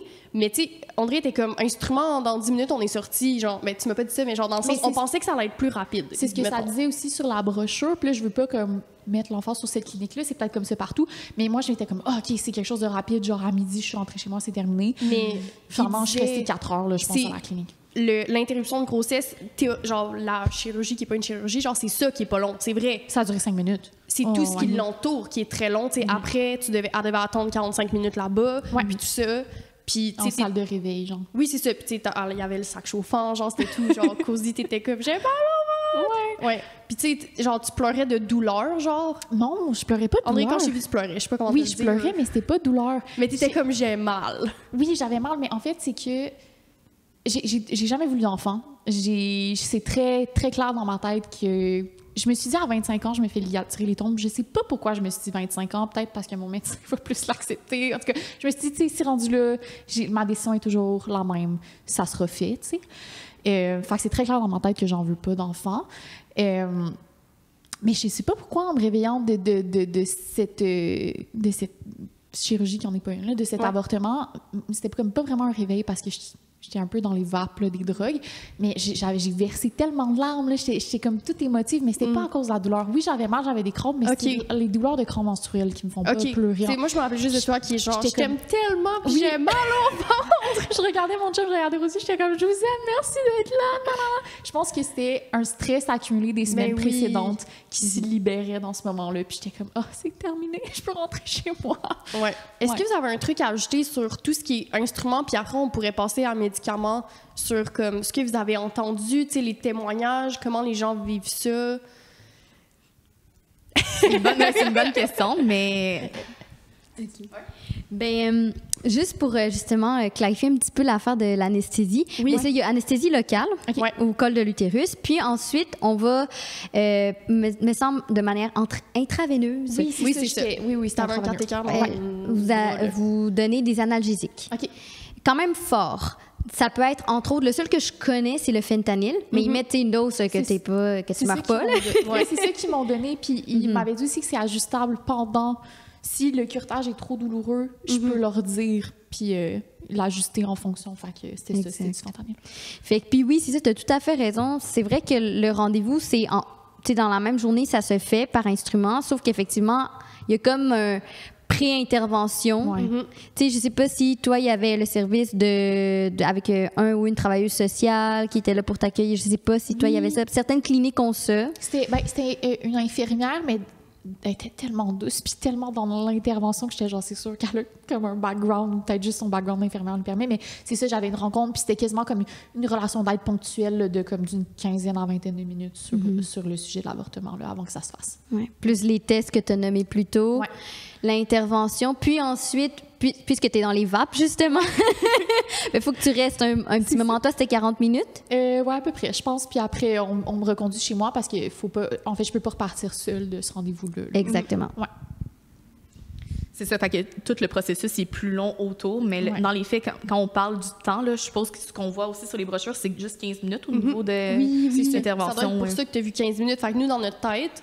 Parce que, tu sais, moi, j'avais pas pris congé de la job et tout. J'étais genre, mais comme ça va être pas long et tout. En tout cas, on s'est échangé, mais c'est quand même un truc à prendre en compte, je trouve, de comme... Tu sais, prenez votre journée... Tu sais, évidemment que comme vous allez prendre votre journée, allez pas travailler après, mais comme... Tu sais, apportez-vous une collation après. Je sais, t'avais tellement faim, je me rappelle de ça. Oui, parce que tu pouvais pas manger avant. Il me semble qu'il fallait pas que je mange. Je sais plus en trop. tout cas, je me rappelle plus. Il y a aussi, ils disent, en tout cas, la clinique où je suis allée, je peux pas... conduire ou prendre des décisions importantes 24 heures après. Je pense que ça, c'est à cause de peut-être l'effet des drogues, mais aussi de l'état émotionnel. J'imagine que tout ça est pris en compte là, après. C'est ça. C'est juste, ça nous a full étonné. Fait que je trouvais important de le nommer que comme, oui, comme instrument, c'est rapide. Parce que, tu sais, des fois, c'est un peu ce qui fait pencher la décision de comme, ça va être rapide, ça va être fait. Mais au final, tout ça, c'est plusieurs heures. Tu sais, c'est pas juste 15 minutes. T'arrives, tu vas dans la salle. C'est vraiment pas ça, tu sais. Fait qu'il y avait de l'attente, il y avait comme tout... En même temps, c'est une bonne chose, là, qu'il y ait autant de soutien puis t'es accompagné, mais pour les gens, pour qu'ils sachent, c'est quand même quelque chose qui prend plusieurs heures, tu sais. C'est pas juste comme 15 minutes, fini, bye-bye, là. Ouais. Tu sais, quand les personnes viennent justement nous parlent puis de leur choix, est-ce qu'ils vont vers celle médicale, on va en parler un peu plus, là, ou celle par instrument, quand on peut pas trancher pour les personnes, mais ce qu'on nomme, c'est pourquoi, mettons, les personnes vont vers celle par instrument, puis on nomme justement... C'est quand même court, parce que ça risque que c'est une journée quand même complète que ça va prendre, mais c'est quand même un peu plus court que celle par médicament qui va s'étendre sur plusieurs journées. La douleur associée va être plus courte. Tu sais, j'avais des crampes par après. Je pense que les crampes ont duré toute la journée. Là, définitivement, j'avais mal, mais le lendemain, déjà, ça allait vraiment beaucoup mieux. Puis les segments étaient étaient moins gros aussi. Oui, il y a moins de saignements, clairement. Puis il y en a justement que c'est quelque chose de positif, de ne pas voir les saignements, de ne pas avoir cette crainte-là de « Oh mon Dieu, je vais voir l'embryon, je vais voir le fœtus avec celle par médicament ». Il n'y aura pas ça, mais on peut en effet voir, ça c'est le fun qui t'en est parlé, parce que des fois, ils ne vont pas le nommer, mais tu peux voir le contenu utérus là-bas. Ça c'est peut le fun. aider à faire un deuil aussi. Oui, tout à fait. Pour les personnes où, en fait, peu importe là, la situation dans laquelle l'avortement s'est fait, mais pour les personnes qui font un avortement pour une grossesse qui était désirée, mais pour X, Y raison, un avortement doit être fait pour des raisons de santé, ça peut aider à faire un deuil de le voir, j'imagine, pour certaines personnes. Tout à fait. Puis c'est pour ça aussi que par médicament, il y en a qui justement vont opter plus vers celle-là s'ils sont dans le nombre de semaines puis peuvent y avoir accès. Mais ils vont peut-être opter vers cette option-là parce que justement peuvent voir. Puis ça les permet de l'ancrer plus dans le réel. Comme je l'ai vécu, je le vois. Puis pour eux, ça va les aider dans leur cheminement, dans leur choix en tant que tel. Puis le médicament, on le compare à un mini d'accouchement, dans le sens où la médication qui est prise provoque des contractions, puis l'expulsion. Dans les faits, c'est ça que ça crée. Il y a deux médications. Il y a la première qui va arrêter la situation de grossesse, donc le mifepristone, puis tu as le misoprostol qui va en fait... et ça va amener à évacuer le contenu utérus. Donc, c'est ça que ça fait ça fait des contractions. C'est ça. Fait qu'on peut le comparer encore là à des crampes menstruelles, mais le vécu physique, ça va quand même varier d'une personne à l'autre. C'est ça. Puis, tu sais, il y a beaucoup plus de segments parce que c'est littéralement ton endomètre au complet, tu sais, qui est comme expulsé, si on peut dire. Puis, tu as parlé un peu des semaines. Dans la brochure que t'avais, parce que je vois l'information en ce moment, là. Pour l'instrument, on parle de 5 à 15 médicaments jusqu'à 9. Comment... Je veux dire, j'imagine que ça dépend des cliniques aussi. Oui, ça dépend des cliniques. C'est ça, hein? Les données que j'ai sorties, c'était vraiment, si vous voulez faire par instrument à plus que 15 semaines, consultez une autre clinique. Fait qu'il doit y avoir, peut-être en milieu hospitalier, d'autres options. Oui, c'est ça. Ben, en fait, je pense que le premier point à retenir, c'est que l'avortement, c'est légal. Yeah! et ça pendant toute la grossesse. Oui, absolument. Donc ça, je pense que c'est super important à retenir, peu importe le nombre de semaines. Ouais. Tu sais, contrairement aux États-Unis où il y a des États où il y a des semaines. Puis parce que je dis ça parce qu'il y a des gens qui nous appellent puis qui pensent qu'il y a justement, tu sais, mettons, ils sont pressés par le temps. C'est ça, exactement. Ils voient une brochure d'une clinique seulement, puis là, ils voient, il offre jusqu'à genre 12 semaines. Je peux pas après 12 semaines. Mais vous pouvez. Ça, c'est une bonne nouvelle. Exact. C'est pour ça que je voulais que t'en parles parce que c'est pas vrai que après un temps nombre de semaines, tu n'y as plus le droit, ce n'est plus légal. Fait que, comme tu as dit, il n'y a pas de limite, sauf qu'il y a des cliniques qui vont donner comme des limites, dépendamment de comme ce qui est disponible aussi pour eux. Là. Fait que... Exactement, c'est ça. Donc, ça dépend des cliniques. On est à Montréal, fait que ça, j'avoue qu'on est vraiment bien. Il y a plusieurs cliniques, il y a des centres hospitaliers qui vont offrir justement des interruptions de grossesse de 3e trimestre. Donc, c'est quand même vraiment bien. Ça, c'est un enjeu justement des régions aussi. C'est pas toutes les régions qui ont accès justement à des interruptions de grossesse plus tardives.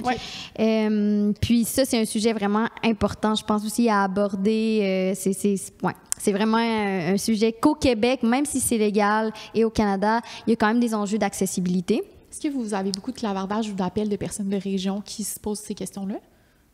Oui. Oui, on a des appels des fois de Gaspésie, de personnes qui veulent avoir accès à l'interruption de grossesse. Puis ça aussi, quand on parle de l'accessibilité à l'interruption, pour eux, le centre le plus proche, des fois, c'est à 2 heures de route. Puis des fois, ça va leur coûter plus cher aussi, de faire tout le voyagement, plus, même s'ils ont la RAMQ, ça reste... Faut que tu sois accompagné. Ben oui, puis il faut que tu sois accompagné. Il faut que tu aies une voiture, comme il y a tellement de choses à prendre en compte. Puis après, si j'ai pas de voiture, c'est à qui que je dois communiquer. Non, c'est complexe. Ça ne tente pas de revenir de ton avortement dans un autobus voyageur, là, tu sais. Non, je penserais pas. Non, mais c'est vrai, genre, c'est le genre de choses. Tu sais, même, on habite à Montréal, puis on était comme, OK, comment on fait? On loue une communauté, on y va en Uber, genre, puis il y a toutes les possibilités pourtant, mais comme, on n'a pas d'auto. Fait que, tu sais, c'est comme, OK, comment on fait ça? Puis, tu sais, ça tente pas de, genre, nécessairement dire à, genre, une de tes amies qui a une voiture, peut-être que ça, genre, tu sais, c'est quelque chose qui est privé, qui est intime, peut-être ça tente pas d'en parler non plus. Fait que... Là, on a le réseau de soutien, mais il y a des personnes qui n'ont pas le réseau, qui peuvent pas demander à des amis, qui peuvent pas demander à la famille pour des questions de valeur ou quoi que ce soit. Fait que c'est un autre enjeu, là, ou qui n'ont pas le budget de payer un Uber ou qui n'ont pas, tu sais... Ben oui, genre, ça fait partie de l'accès au service. C'est ça, tu sais, pour toi, il y a eu comme des dépenses, puis comme, on est privilégié, on a les moyens, puis comme, on est... Genre, c'est quand on parlait tout le temps de toutes les barrières qu'ils peuvent avoir, même si, OK, c'est par la RAMQ, mais comme, au final, ça a coûté genre 30 $ de Uber y aller, 30 $ de Uber retour. Genre, tu sais, il y a quand même des frais associés. Puis avant qu'on passe à... Attends, t'avais-tu quelque chose à rajouter? Non, ça va? OK. Je veux sonder le public. les médicaments, par contre, est-ce que c'est un consensus que c'est à peu près à 9 semaines de ce que vous avez entendu? Tu sais, là, j'ai comme le pamphlet de la clinique qu'André est allé, mais est-ce qu'il y a un consensus par rapport aux médicaments? Bien, dans les faits, l'information qu'il faut retenir, c'est que les médicaments, ça va être vraiment au début de la grossesse. C'est ça. Fait que c'est dès que tu as une situation de grossesse jusqu'à... C'est le premier trimestre. Fait que de 9 à 12 semaines, puis ça dépend du milieu. Fait que c'est ça qu'on parlait, il faut que tu te renseignes avec le milieu. Est-ce qu'ils peuvent me l'offrir si je suis à 12 semaines de grossesse ou dans la 11e semaine? D'autres, ça sera pas possible. OK. Fait que ça va être le début de la grossesse, puis par instrument, tu peux y avoir accès à partir de la 5e semaine de grossesse, juste peu importe t'es rendu où dans ta situation de grossesse, tu peux y avoir accès. OK, parfait. Question même, je me demande pour les personnes qui n'ont pas accès, mettons, à quelqu'un pour les raccompagner, qui n'ont pas un réseau de soutien, j'ai tendance à croire qu'ils vont plus choisir l'option médicament parce qu'ils peuvent rentrer chez eux, le faire à leur maison. Est-ce qu'une personne qui vit un avortement par médicament peut vous appeler pendant l'avortement, pendant qu'elle vit, pour avoir du soutien? Ça nous est jamais arrivé, mais pour de vrai, ça pourrait. OK. Ça pourrait. Puis, tu sais, on n'offre pas nécessairement ce service-là, mais quelqu'un qui aurait vraiment, il n'y a aucun moyen de se déplacer pour le rendez-vous, puis que c'est son option, on s'arrangerait là, dans le milieu pour pouvoir aller l'accompagner. Ça a déjà été fait par le passé par d'autres intervenants. Puis, je suppose qu'il y a d'autres milieux aussi, centres pour femmes à Montréal aussi, qui pourraient offrir justement ce genre de service-là. Même si c'est pas écrit, tu sais, ils pourraient s'essayer. Ben oui, puis c'est super. Tu sais, même moi, à l'école, j'ai fait mon stage. C'est le genre de choses que l'infirmière pouvait accompagner les élèves aussi dans tout le processus. Fait que, dépendamment du milieu, là, vous êtes pas nécessairement à l'école, mais peu importe, comme je pense qu'il y a des ressources aussi pour ça. Osez toujours demander pour les ressources. Oser. C'était pas un placement de produit, mais OK. Puis oui, je pense qu'avant de passer... On a tellement de choses à dire. Oui, avant de passer à l'interruption de grossesse par médicament, je voulais juste dire aussi que par instrument, en fait, c'est ça, c'est qu'il n'y a pas de limite. C'est juste que la méthode, au premier trimestre, justement, ça va être dilatation, aspiration, curetage. Mais c'est juste que plus on va loin dans la grossesse, il va y avoir des petits changements quand même. Là, et parfois prise de médicaments. Fait que mais c'est presque pour la grosseur du fœtus. C'est ça, exact. Fait que j'imagine c'est pour ça que ça dépend aussi que les cliniques peuvent pas nécessairement tout offrir. Là, je veux dire, c'est pas la même façon de faire puis tout ça. Des expertises différentes. Puis un truc que j'ai rajouté pour instrument, qui je sais pas si c'est la même chose pour médicaments, je pense pas, mais vu que ça impliquait une dilatation de l'utérus pour venir faire le curetage, un truc que je savais pas, même en m'informant, c'est qu'il n'y a pas de relation sexuelle ni de baignade pendant, je pense que c'est 10 à 15 jours qu'il m'avait dit, qui m'avait surpris quand j'étais comme, c'est bon à savoir. Puis je me suis dit, c'est pas comme une information que j'ai eue souvent, fait que je voulais glisser ça ici. Ben dans les faits, pourquoi ils proposent... Ben, en fait, ils n'auront pas le choix de te dire ça après que tu aies eu une interruption par les deux, là, en fait, là, les deux types d'interruptions, mais c'est juste parce qu'ils veulent pas que tu aies d'infection. Même chose, tu sais, comme c'est pour ça qu'ils vont te dire, mettons, porter un condom pendant, par la suite, là, la semaine qui suit. Puis même chose pour les baignades, on veut pas que tu aies des effets secondaires. Tampon aussi. Tampon, oui, oui. Tout, on peut pas introduire, c'est ça. Non, c'est ça. Les doigts, des jouets, peu importe. Vu que le col est dilaté, il y a plus d'espace pour les bactéries de passer, dans le fond. C'est ça. Mais c'est ça que tu m'avais dit aussi, c'était pour les infections. Fait que c'est pour ça qu'il fallait faire attention. Puis pour, tu sais, médicaments, on en a parlé beaucoup, tu sais, comme vous avez dit, il y a 2 médicaments à prendre. Il y a quand même, contrairement à l'instrument, un délai comme maximal à attendre. Mais oui, ça peut être des crampes douloureuses. Moi, j'ai pas... Genre, je connais juste une personne qui m'a parlé qui a choisi cette option-là, qui m'avait dit qu'elle avait trouvé ça extrêmement difficile parce que, tu sais, elle, je pense qu'elle avait fait tout seul à la maison. Il y a comme, je pense qu'elle vivait le dilemme de est-ce que je vais être avec quelqu'un ou je veux le vivre tout seul, qui est tellement intime. Puis moi, de ce qu'elle m'avait dit, c'est que ça a été hyper difficile, mais après, c'est que ça dépend de chaque personne, tu sais. Puis oui, c'est possible que vous regrettiez ce que vous avez choisi, tu sais, j'imagine que ça arrive, mais oui, elle avait trouvé ça difficile, mais d'un autre côté, elle avait apprécié d'être comme, tu sais, c'était comme... Il y a des pour et des contre. Oui, c'est ça, comme, puis tu sais, tu les avais comme tout toi-même balancé, au moins elle était à la maison, tu sais, oui, elle était vraiment, genre, elle avait trouvé ça, tu sais, il y a un bagage émotionnel pour chaque personne qui va être différent. Puis elle, ça avait été full difficile émotionnellement, mais au niveau de la douleur, oui, ça avait été intense, mais ses règles étaient intenses aussi, fait qu'elle était... Tu sais, elle connaissait ça dans le sens qu'elle était prête. Tu sais, moi, mes règles sont tellement intenses que, comme, on dirait que ça me ferait moins peur peut-être que toi, aller vers médicaments à cause des douleurs. On dirait que je suis comme... C'est pas bon, mais comme on dirait que je suis rendue plus tolérante à la douleur, là, tu sais.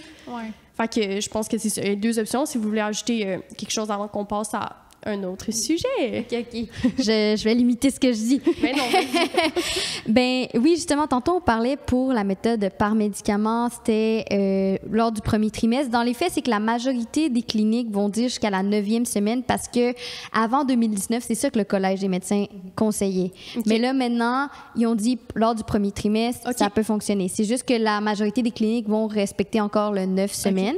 Il y en a quelques-unes que c'est 10. J'en ai vu 11, me semble, sur le bottin. Première chose. Et deuxième chose, peu importe la méthode que vous allez choisir, comme tu as nommé, très important, il y a quand même un bagage émotionnel derrière ça. Tu sais, comme dans le vécu aussi, tu sais, puis t'es pas obligé de l'identifier tout de suite, c'est quoi. Ça vient de où. Peut-être, des fois, c'est juste le soulagement, là, puis c'est vraiment correct. Puis c'est pas parce que c'était la meilleure décision dans ce contexte-là que c'est nécessairement facile ou que ça vient avec zéro émotion, tu sais. Fait que ça, c'est important à mettre ça au clair. Oui, c'est ça. Genre, même moi, que j'étais convaincue, puis je le suis encore que je veux pas d'enfant, c'était quand même vraiment difficile de passer à travers ça. Puis comme il y a quand même une grosse charge mentale, puis une charge de stress qui était associée à ça, que c'était comme tu sais, t'as pas envie de passer à travers ça. Je pense pas que c'est une expérience agréable pour beaucoup de monde. Fait que même si j'étais convaincue de pas en vouloir, c'était difficile, tu sais. je pense que c'est quand même une vision qui change. En fait, il y a comme deux façons de voir l'avortement. Puis là, je prends encore une autre de mes amies qui a vécu un avortement qui, elle me dit, en ce moment, je suis en train de lire un livre qui parle de l'avortement. Puis enfin, c'est quelqu'un qui en parle pas comme quelque chose de traumatisant puis difficile. Puis elle s'est sentie tellement valorisée dans son expérience parce qu'elle a vécu un avortement. Puis elle était comme, oui, c'est pas le fun, évidemment, mais ça l'a pas été traumatisant, ça l'a pas été difficile, ça a été extrêmement libérateur, tellement positif dans sa vie.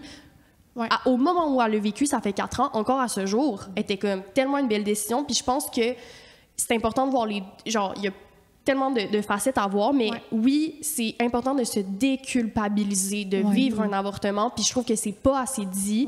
Puis il y a plein de monde qui le vivent de façon difficile, mais il y en a qui le vivent comme... Ben, en fait, tu sais, la plupart des gens qui en vivent, j'en ai pas entendu qui ont regretté leur avortement. Ça reste que ça peut être difficile, mais aussi de vous déculpabiliser de vivre un avortement parce que c'est correct. Genre, genre, de valider tout le monde dans leurs expériences. Puis j'imagine que c'est ce que vous faites. Puis c'est qu'elle me parlait de ça tantôt quand je parlais du sujet. Puis elle a dit, ça me fait tellement du bien de lire un témoignage d'une personne. Puis je retrouverai le livre, puis on le mettra en description, mais de quelqu'un qui en parle comme... Puis c'est pas pour le banaliser. Tu sais, il y a vraiment comme... La ligne est fine entre le banaliser, mais de se sentir déculpabilisé, tu sais. Vraiment. Moi, des fois, ça m'arrive avec des appelantes, justement, qui sont comme, mais comment les autres personnes vivent ça? Je veux savoir comment elles vivent. C'est difficile. Tu sais, moi, je suis pas à l'aise d'en parler nécessairement à mon entourage, mais est-ce que toi, tu sais, puis là, ils me posent des questions de comme, des expériences de d'autres appelantes. Puis, tu sais, j'essaie quand même de rassurer, mais tu sais, moi, j'ai quand même la confidentialité, là, que je dois respecter. Fait que je vais les référer, mettons, Urbania, pardon. Ils ont fait un article sur des témoignages de personnes qui ont passé par l'interruption de grossesse. Puis, tu sais, je l'envoie à certaines appelantes. Je suis comme, tu sais, celles qui acceptent à me donner leur adresse courriel.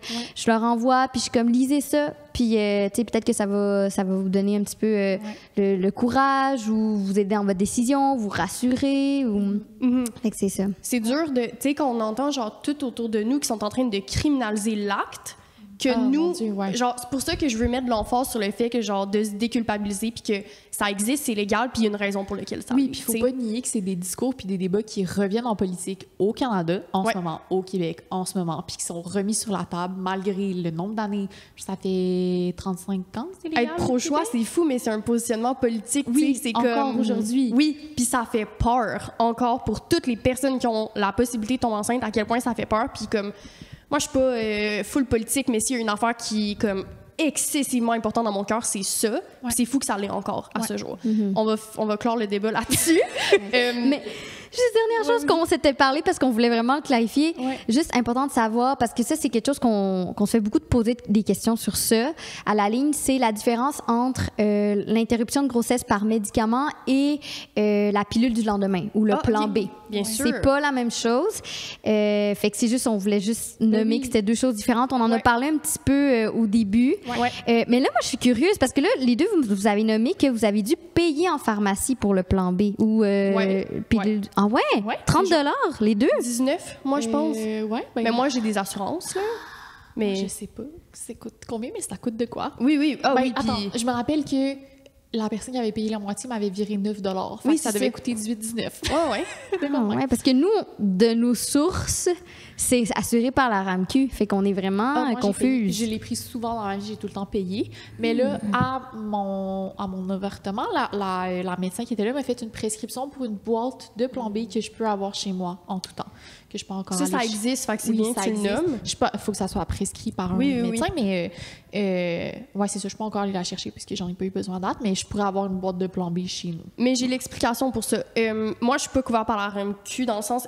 Il y a comme la RAMQ, genre tout ce qui est carte d'assurance maladie, mais il y a la RAMQ médicaments. Moi, je suis sur des assurances privées. C'est ça la différence. C'est vrai. Toi, je sais pas, t'es sur quoi, mais pendant un bout, t'étais sur les assurances de l'UQAM. Je suis encore sur les assurances de Bon, l'UQAM. c'est ça, mais ça se peut que ça soit ceux qui J'ai le couvrent aussi pas. la RAMQ. Oui, mais les assurances médicaments, Oui. on en reparlera, mais c'est deux affaires. Tu peux pas... On peut le nommer, OK. Oui, Tu c'est peux ça. pas être... Mettons, moi, quand je suis tombée sur mes assurances privées, il fallait que je me désinscrive de la RAMQ assurance médicaments. OK. C'est deux trucs. OK. C'est vrai. C'est quelque chose que, oui, parce que moi, pendant longtemps, juste avant que je travaille chez vous, en tout cas, Chez Frédéric, bonsoir! j'étais sans emploi pendant un petit moment, j'ai voyagé et tout, et j'avais pas d'assurance médicaments. Donc, à ce moment-là, c'était ma première fois, je me suis inscrite à l'assurance médicaments de la RAMQ. Ouais. Fait qu'on a tous et toutes la RAMQ, mais on n'a pas tous et toutes l'assurance médicaments. OK. Exactement. Ouais. Puis les assurances privées, don't know why, ça le couvre pas, mais pas couvert, ben c'est ça, là, c'est entre 20... En fait, moi, je pense que mes assurances couvrent une certaine partie, c'est souvent ça. D'où pourquoi je paye peut-être pas le 30 $, mais à prendre en compte, genre, c'est... En tout cas, c'est une autre charge. Puis il y a deux trucs avec lesquels je veux qu'on... Ben, on a parlé beaucoup de charges, mais de toute la charge mentale que ça apporte, puis ça commence avec la contraception, ça commence pas avec... Tu sais, c'est que des fois... Avec nos grandes discussions, puis moi puis André, des fois, qui ont besoin de genre renter sur les hommes, cis, à quel point les hommes cis, se rendent pas compte des fois de la charge mentale, de la fertilité, de la possibilité de tomber enceinte. Ouais. Puis quand moi puis André, on a fait le choix d'aller vers la contraception naturelle, ça a été, comme on disait plus tôt, dans nos discussions.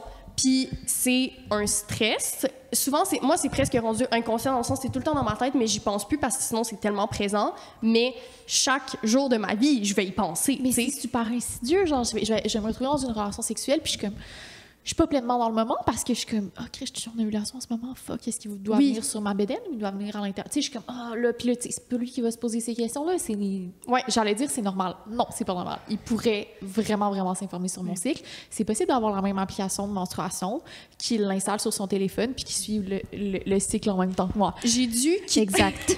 sais 10 sur que- 10. Moi, plutôt, on a pas le même cerveau. Genre, moi, souvent, je sais dans ma tête, genre, j'ai une mémoire, comme je sais où je suis dans mon cycle, puis tout. Toi, t'es comme, J'ai souvent, vraiment tu y de la retournes. misère. Ouais, puis tu y retournes dans l'application. Ouais. Mais ça reste que des fois, il y a, genre, pas si récemment que ça, pénétration, je suis genre, fuck, je sais pas, on arrête, je retourne sur mon téléphone. Genre, ça casse une vibe, genre, c'est une charge mentale. Comment tu vas être pleinement dans le moment présent quand tu penses à ça? Est-ce que j'aurais dû checker avant? Oui, puis non. Est-ce que lui aurait dû checker avant? Oui. Fait que, tout ça pour dire que la charge mentale part de... C'est une charge mentale que chaque personne qui ont la possibilité de tomber enceinte, qui ont un utérus, ont. Fait que pour les personnes qui nous écoutent, qui ne prennent pas ça en compte et qui ne... C'est que, oui, il y a un contrôle que tu peux pas avoir, mais si c'est de télécharger l'application, d'être la personne qui demande avant d'avoir une relation sexuelle, est-ce qu'en ce moment, tu es fertile? Peu importe c'est quoi votre moyen de contraception. Même ça, je l'avais instauré avec un partenaire de comme, ben là, je vais commencer à te demander avant la relation, t'es-tu en ovulation? Fait que là, c'était ça qu'on a instauré. Je suis c'est cool, là, comme ça, la charge est partagée. Mais là, j'étais comme, non, mais s'il me demande tout le temps, j'aimerais ça juste qu'il sache. Ouais. Genre, puis parce que, vu mon cerveau, moi non plus, je le sais pas. Fait qu'il va me poser la question, je vais être comme, Chris, je me rappelle plus, je vais aller regarder. Fait que c'est pas tant un partage des charges, c'est comme, OK, il est conscient que je peux être fertile, mais il y a pas de step de plus qui va vers l'équité de la charge mentale, genre. Ouais. Ben, tantôt, on discutait justement de couples qui venaient nous voir, qui étaient en ambivalence. Mettons, dans un contexte d'un couple hétérosexuel, cisgenre, ça arrive que des fois, c'est le partenaire homme cis qui nous appelle. Puis, clairement, cette personne-là, parce qu'il faut aussi discuter de ça, cet homme-là, ben, sa partenaire décide de poursuivre la grossesse. Puis lui, il ne veut pas. comme Frédéric l'a nommé, c'est valide de nommer ces émotions-là, mais clairement, c'est la personne qui porte la grossesse qui va prendre la décision. Ouais. Moi, ce que j'aime beaucoup, beaucoup, beaucoup explorer avec ces personnes-là qui nous appellent, les appelants, qui sont comme « Ah, mais là, j'ai un sentiment d'impuissance, je sens que j'ai pas le contrôle sur la situation, je suis fâchée. » J'aime bien comme un peu savoir c'est quoi leur réalité. Puis, ça commence toujours avec « On a eu des relations sexuelles à risque. » Et là, je vais aborder comme « Ah, quel moyen de contraception vous utilisiez? Ouais. » Puis, ça arrive souvent que c'est soit le condom ou une méthode naturelle. Ouais. Et là, à ce moment-là, j'aime ça aborder la charge contraceptive et dire OK, parce que souvent, il y a le « Ah, mais c'est parce qu'elle s'est trompée dans son calendrier » ou « Ah, son application ne fonctionnait plus ou « Elle n'était pas à son affaire. » Et là, je suis comme... En fait, c'est remettre la faute sur la partenaire. Alors, toi, que penses-tu de te faire un calendrier, mon cher ami? Hein? Ou de te mettre ta petite application gratuite? Oui. C'est vraiment des sujets qui viennent me chercher, mais toujours dans l'empathie, toujours dans l'accueil, parce que les émotions sont tout à fait valides. On n'a pas eu d'éducation à la sexualité, c'est normal, mais c'est sûr que c'est important, s'il vous plaît, ceux qui nous écoutent, de vous impliquer dans la charge, s'il vous plaît, contraceptive. Même si c'est un one night, OK? Demandez-le, assurez-vous. Et s'il vous plaît, la négociation du condom, s'il vous plaît. OK? Oh, mon Dieu. Là, je vais me fâcher, il faut pas. Non, il y a vraiment la place pour que tu te fâches, il n'y a pas de problème. Mais je peux faire un petit partage plus au niveau personnel. J'ai une amie qui a fréquenté un partenaire, puis j'ai trouvé ça intéressant comment ils ont fait le partage justement de la charge contraceptive. Dans le fond, elle a recommencé à prendre la pilule.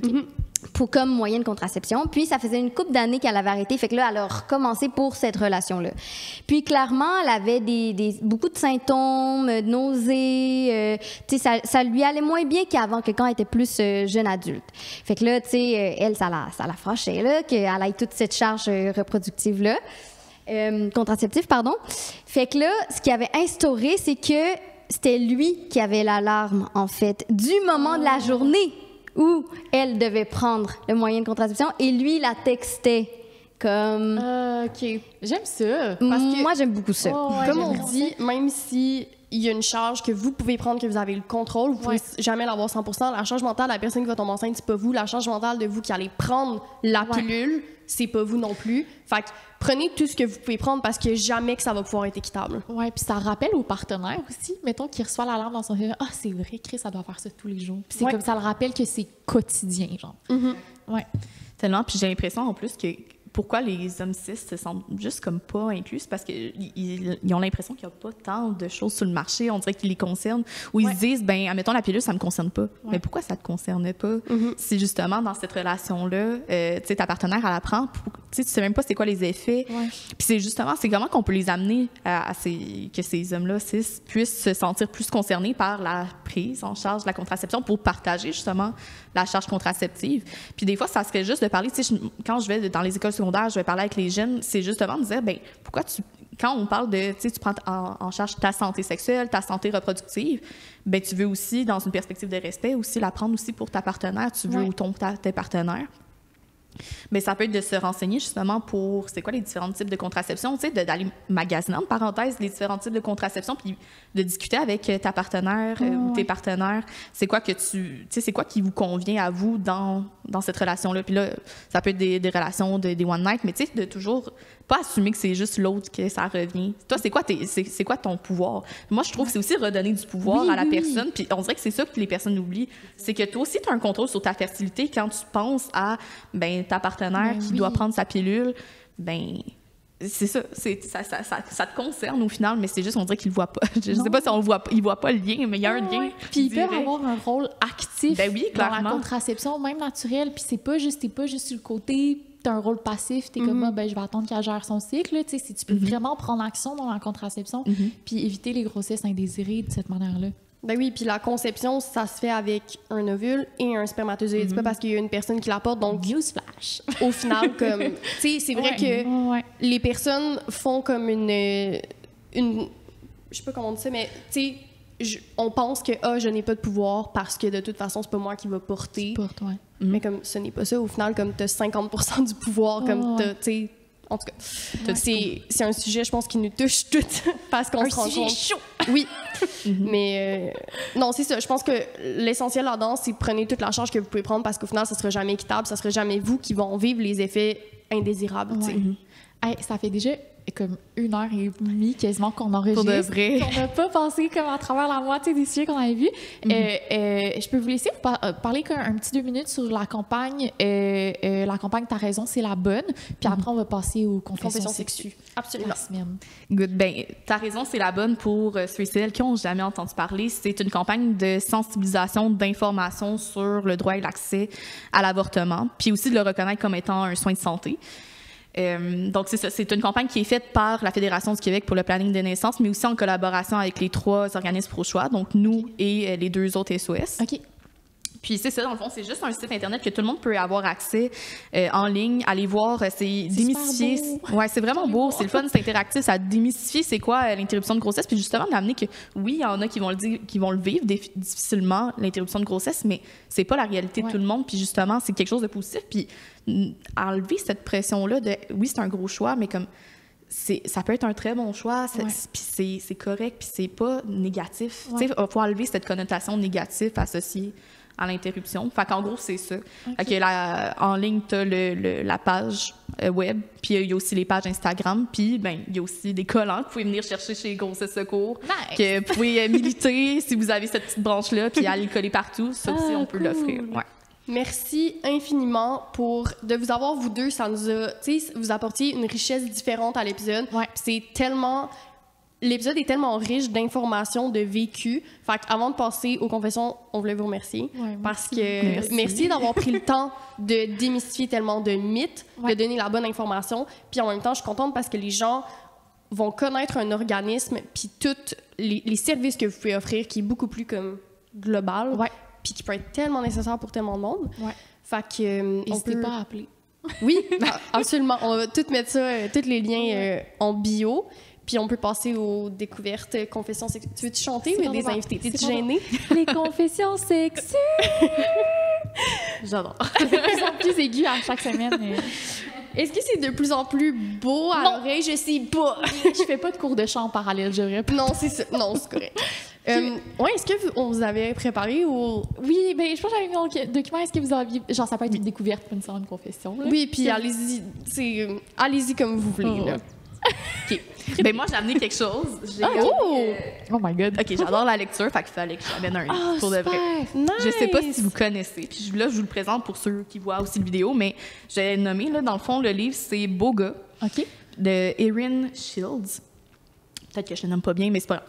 Fait que là, en fait, ce livre-là, c'est une pièce de théâtre que j'ai découvert récemment. C'est rare que je lis ça, mais c'est super intéressant, côté plus sexu. Ça aborde en fait les stéréotypes de genre. En gros, le livre, c'est sur ça. Puis c'est justement l'univers, c'est toutes les femmes vivent les rôles stéréotypés masculins. Puis c'est un peu comme, c'est ça, le pouvoir est aux femmes dans ce livre-là. Puis c'est pour faire le reflet de justement l'inégalité entre les genres, que les hommes, eux, vont avoir une position que nous, les femmes, on a dans la société normalement. Puis c'est juste pour faire comme un reflet de, OK, mais c'est comme ça que, tu sais, c'est pris au ridicule, c'est ludique puis tout, mais comme, c'est vraiment intéressant puis c'est drôle. Est-ce que c'est québécois? C'est-tu joué au Québec, cette pièce de théâtre? Je crois que oui. Si je me trompe pas, ça a été joué à Montréal. Tout du moins, je crois que c'est canadien. Là, je veux pas me lancer. Ben, je vais mettre le lien vers, je sais pas, le livre là, ou la page de l'auteur ou l'autrice. C'est super. Ça me fait penser à Barbilène. J'ai pas écouté Barbie. J'ai pas écouté Barbie, mais c'est ce qu'on m'a décrit que c'était. C'est exactement ça. Fait que tous les hommes, vous devriez lire ça. Puis genre, moi aussi, là, j'ai harcelé mon chum pour qu'il lise. Super. Il faut. Non, mais il faut. Je comprends. Il faut vraiment. Mais c'est un beau livre. C'est tellement un beau partage puis une belle découverte. Comme moi, les seuls livres que je lis, c'est ce qui a rapport à, genre, soit à la socio de la sexo ou à la sexualité, genre éducation sexuelle. Fait que les livres que ton psy te recommande. Oui, c'est ça, exact. Mais ça, c'est tellement un bel ajout à une bibliothèque sexo, fait que j'aime ça. Puis, l'auteur ou l'autrice, c'est? Erin Shields. Donc, je peux le montrer pour ceux qui veulent voir. OK. On va tout super léger. ludique Ouais. pour un sujet Oui, comme aussi, le oui, ouais. aussi comme Faut la- lourd et complexe. Ouais, Ouais. absolument.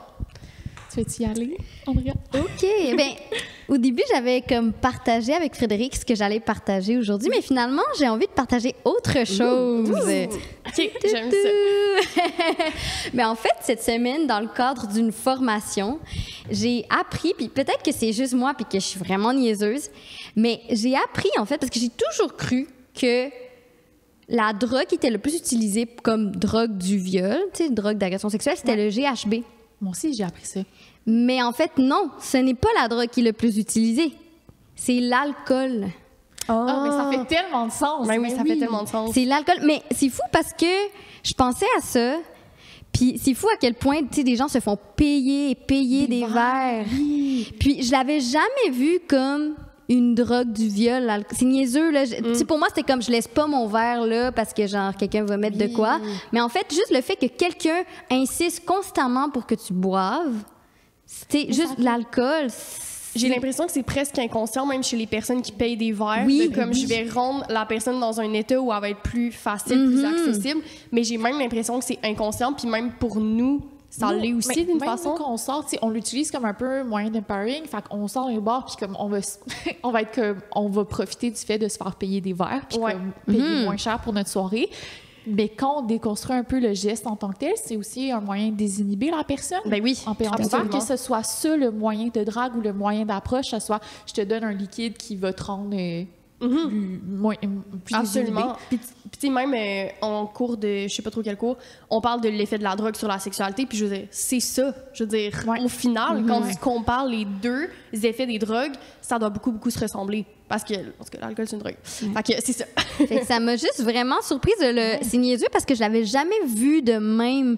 Mais tu sais, le fait de voir qu'il y a eu énormément d'agressions sexuelles parce que les personnes se sont fait offrir beaucoup trop d'alcool, je suis comme, ben Colin. Puis de vraiment voir que statistiquement, la drogue du viol la plus utilisée, c'est l'alcool, point. Ouais. J'adore. Mais juste vous avez le tellement des belles comme... Nous, notre affaire, moi, c'est pas ça, mes découvertes sexuelles. Mais, nous, c'est genre, j'ai peint de l'anal pour la première fois.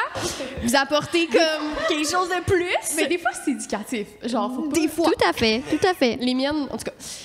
À revoir. Non, mais garde. Aujourd'hui, c'est presque éducatif. Mais si tes découvertes sexuelles sont expérientielles, c'est quand même éducatif dans la mesure où tu donnes l'exemple aux gens que, genre... Mais c'est qu'il y a tellement de richesse dans ce que vous apportez en ce moment que je suis Moi, comme... j'essaie de te défendre, je suis comme, non, vas-y, En tout cas, ça pour dire que c'est tellement vrai. Puis on dirait que tout mon cerveau vient de faire genre... Ben genre... oui, mais juste d'utiliser un mot différent pour décrire l'alcool puis de le conceptualiser de manière différente, tu remets en question genre tellement d'interactions sociales que je suis comme oh my god. Puis le nombre de personnes qui m'ont dit, puis j'étais la première à comme dans des one night où genre au début je vais boire, je vais me sentir plus comme relax puis tout. Ben oui. Mais ton état est juste altéré. Ouais. OK, c'est tout. Vas-y. T'en avais-tu une? Oui, ben là, en fait, maintenant, j'en ai deux dans ma tête parce que comme j'ai amené un livre que je voulais pas nécessairement montrer, mais là, tu as parlé d'un livre, fait que je suis comme... J'ai lu genre 40 pages. J'ai acheté ce livre-là en librairie récemment. Ça s'appelle « Filles méchantes » de Juliette Langevin. Puis c'est une travailleuse du sexe qui fait de la poésie en prose. Fait que c'est super bon. Ben, je vais juste le plugger là, mais c'était pas ma découverte sexue, mais c'est super sexu comme sujet. Puis j'ai commencé, c'est super bon. Non, ma découverte sexue, c'est que je jouais au jeu, pour ceux qui écoutent, il y a 2 épisodes, donc Mise à nu, qui est un jeu de questions puis d'actions à faire avec ses partenaires ou ses dates ou quoi que ce soit. Puis une des actions, en fait, la trame du jeu, c'est de faire des actions sexuelles, mais dans le désordre, fait qu'un peu de déconstruire le script. Fait que tu peux commencer ta relation sexuelle par une fellation, puis ben, l'action d'après, ça va être de juste s'embrasser pendant 30 secondes, puis l'autre... Puis tu sais, ça met la relation sexuelle en désordre. Puis une des actions qu'on avait pigées, qui était suite à une pénétration en plus avec mon partenaire, c'était juste de se regarder dans les yeux pendant 30 secondes, ce qui fait très OD, genre. parce que je me rappelle quand j'ai pigé la carte, j'étais comme, il me semble que c'était une de leurs activités de couple il y a genre 2 ans. C'était genre du yoga méditatif, je sais pas trop quoi qu'ils faisaient, mais c'était full sexuel, genre. Mais c'était tellement un beau moment, puis j'étais comme, j'ai reconnecté avec le juste effet de regarder dans les yeux, puis pendant, tu sais, de carrément faire pause à une relation sexuelle, puis de juste comme, genre, je sais pas, ça m'a remis dans le moment, ça m'a groundé, puis ça, genre, le reste de la relation sexuelle était d'autant plus intime, puis d'autant plus vulnérable, puis on sentait d'autant plus en amour, puis je voulais remettre l'importance de regarder le visage de vos partenaires, de comme vous partager l'amour à travers le regard. C'est vraiment comme, je vais pas dire que c'est kitsch parce que je vais pas donner un mot à connotation négative, mais comme ça peut, dans l'imaginaire light, puis je l'ai associé à OD, le direct, mais que c'était vraiment beau, genre. Mais dans un podcast que j'avais écouté où il parlait de sexualité tantrique, c'était une des premières étapes un peu d'une relation sexuelle beaucoup plus tantrique, beaucoup plus comme slow sex, là. C'est pas nécessairement la même affaire, mais en tout cas pour les besoins de la cause, où le regard, le fait de se regarder, de mettre pause, permet la pleine conscience dans le moment avec la personne. Ben, je pense que tu mets le doigt là-dessus, c'est que ça l'a permis, ce que j'ai tant aimé, c'est que ça l'a décentré l'action, donc de faire le sexe, de faire la sexualité, les mouvements que je fais, le comment faire le sexe, ça... OK, non, genre, c'est la personne avec qui je suis. Genre, puis c'était comme... ça a comme enlevé de la performance puis du mécanisme à le l'acte. sexe, c'est tellement associé aussi à faire des choses, à bouger, changer de position, s'embrasser. C'est rare que tu es dans une sexualité comme silencieuse, sans mouvement, mettons. Puis, mais tu sais, on parle full de sexualité tantrique, puis c'est une des façons, je pense, de la vivre. Fait que c'est un peu genre ce que tu as vécu, puis tu en as vécu les éléments comme bénéfiques de faire de la sexualité comme plus douce, puis plus en pleine conscience aussi. J'aime ça, c'est Très cool. Comment il s'appelle ton jeu? Mise à nu. De la compagnie Nu, qui est une compagnie québécoise. Très cool, très cool. On va t'envoyer un petit... Merci. Un petit lien avec un petit code promo. Fait que... Yeah! C'est quoi? C'est nu-officiel.com puis apérosexo15 pour le code promo. Voilà. OK, oui, ma découverte, c'est que notre dernier épisode, c'était sur le désir. Puis il n'est pas encore sorti. Fait que c'est sûr que vous l'avez pas... pour les personnes qui l'écoutent en ce moment, il est déjà sorti. Oui, c'est vrai. Ouais. Fait que tout ça celui de pour la dire semaine dernière. On parlait du désir, puis on parlait des deux types de...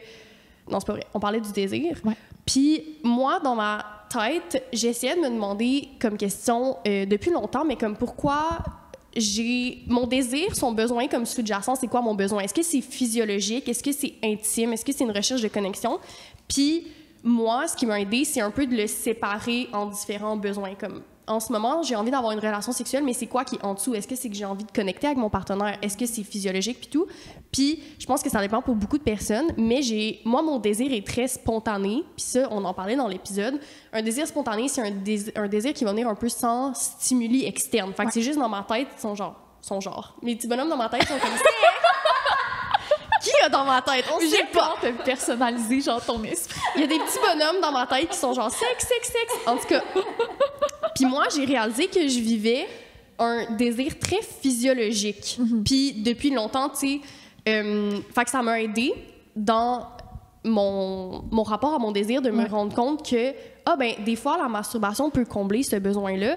Puis suite à... Non, on a fait un reel là-dessus. En tout cas, on a eu du monde qui nous ont écrit, puis il y en a beaucoup que je pense que ça pourrait aider des fois de se poser la question, est-ce que j'ai besoin d'intimité? Est-ce que j'ai besoin d'une stimulation physiologique, d'avoir un orgasme? C'est quoi le besoin sous-jacent? Puis je pense qu'il y a des gens que c'est physiologique autant qu'il y a des gens que c'est intime. Si c'est intime, c'est quoi que je pourrais faire? Si c'est physiologique, c'est sûr que la masturbation est comme, liée facilement. Ouais. Mais il y a souvent un besoin, puis je pense que pour chaque personne, c'est différent, mais de se poser la question, en ce moment, j'ai envie d'avoir une relation sexuelle, pourquoi? Quel besoin ça comblerait? Puis si c'est un besoin physiologique, la masturbation peut le combler, ce qui peut soulager le partenaire qui aurait moins de désir, par exemple. Exactement. Fait que d'où comme ma réflexion suite à l'épisode. Mais bon, notre épisode, on en parle en long et en large. Oui, fait que allez l'écouter. C'est des très belles réflexions. J'aime ça. Je me suis jamais arrêtée à... Fait que pour ceux et celles qui ont écouté jusqu'à la fin de l'épisode, vous avez été gâtés. Fait que sur ce, merci beaucoup. Merci d'être venu. Merci à vous, vraiment. Merci. Et aux auditeurs et auditrices, on se voit la semaine prochaine. À la semaine prochaine. Bye. En guise de conclusion, on retient à remercier toutes les personnes qui ont participé à la création du projet. Marie-Ève Ouellette, illustratrice, tatoueuse et designer graphique pour notre magnifique logo, Guillaume Cadieux au montage, Frédéric Tagvorian pour notre musique et Godefroy Bossery pour la photo podcast. Finalement, Suzanne Dufresne, qui est la propriétaire de la boutique Oui Sensuel et aussi notre partenaire. On a un code promo en collaboration, Apérosexo10, pour tous vos achats en boutique et en ligne. Merci.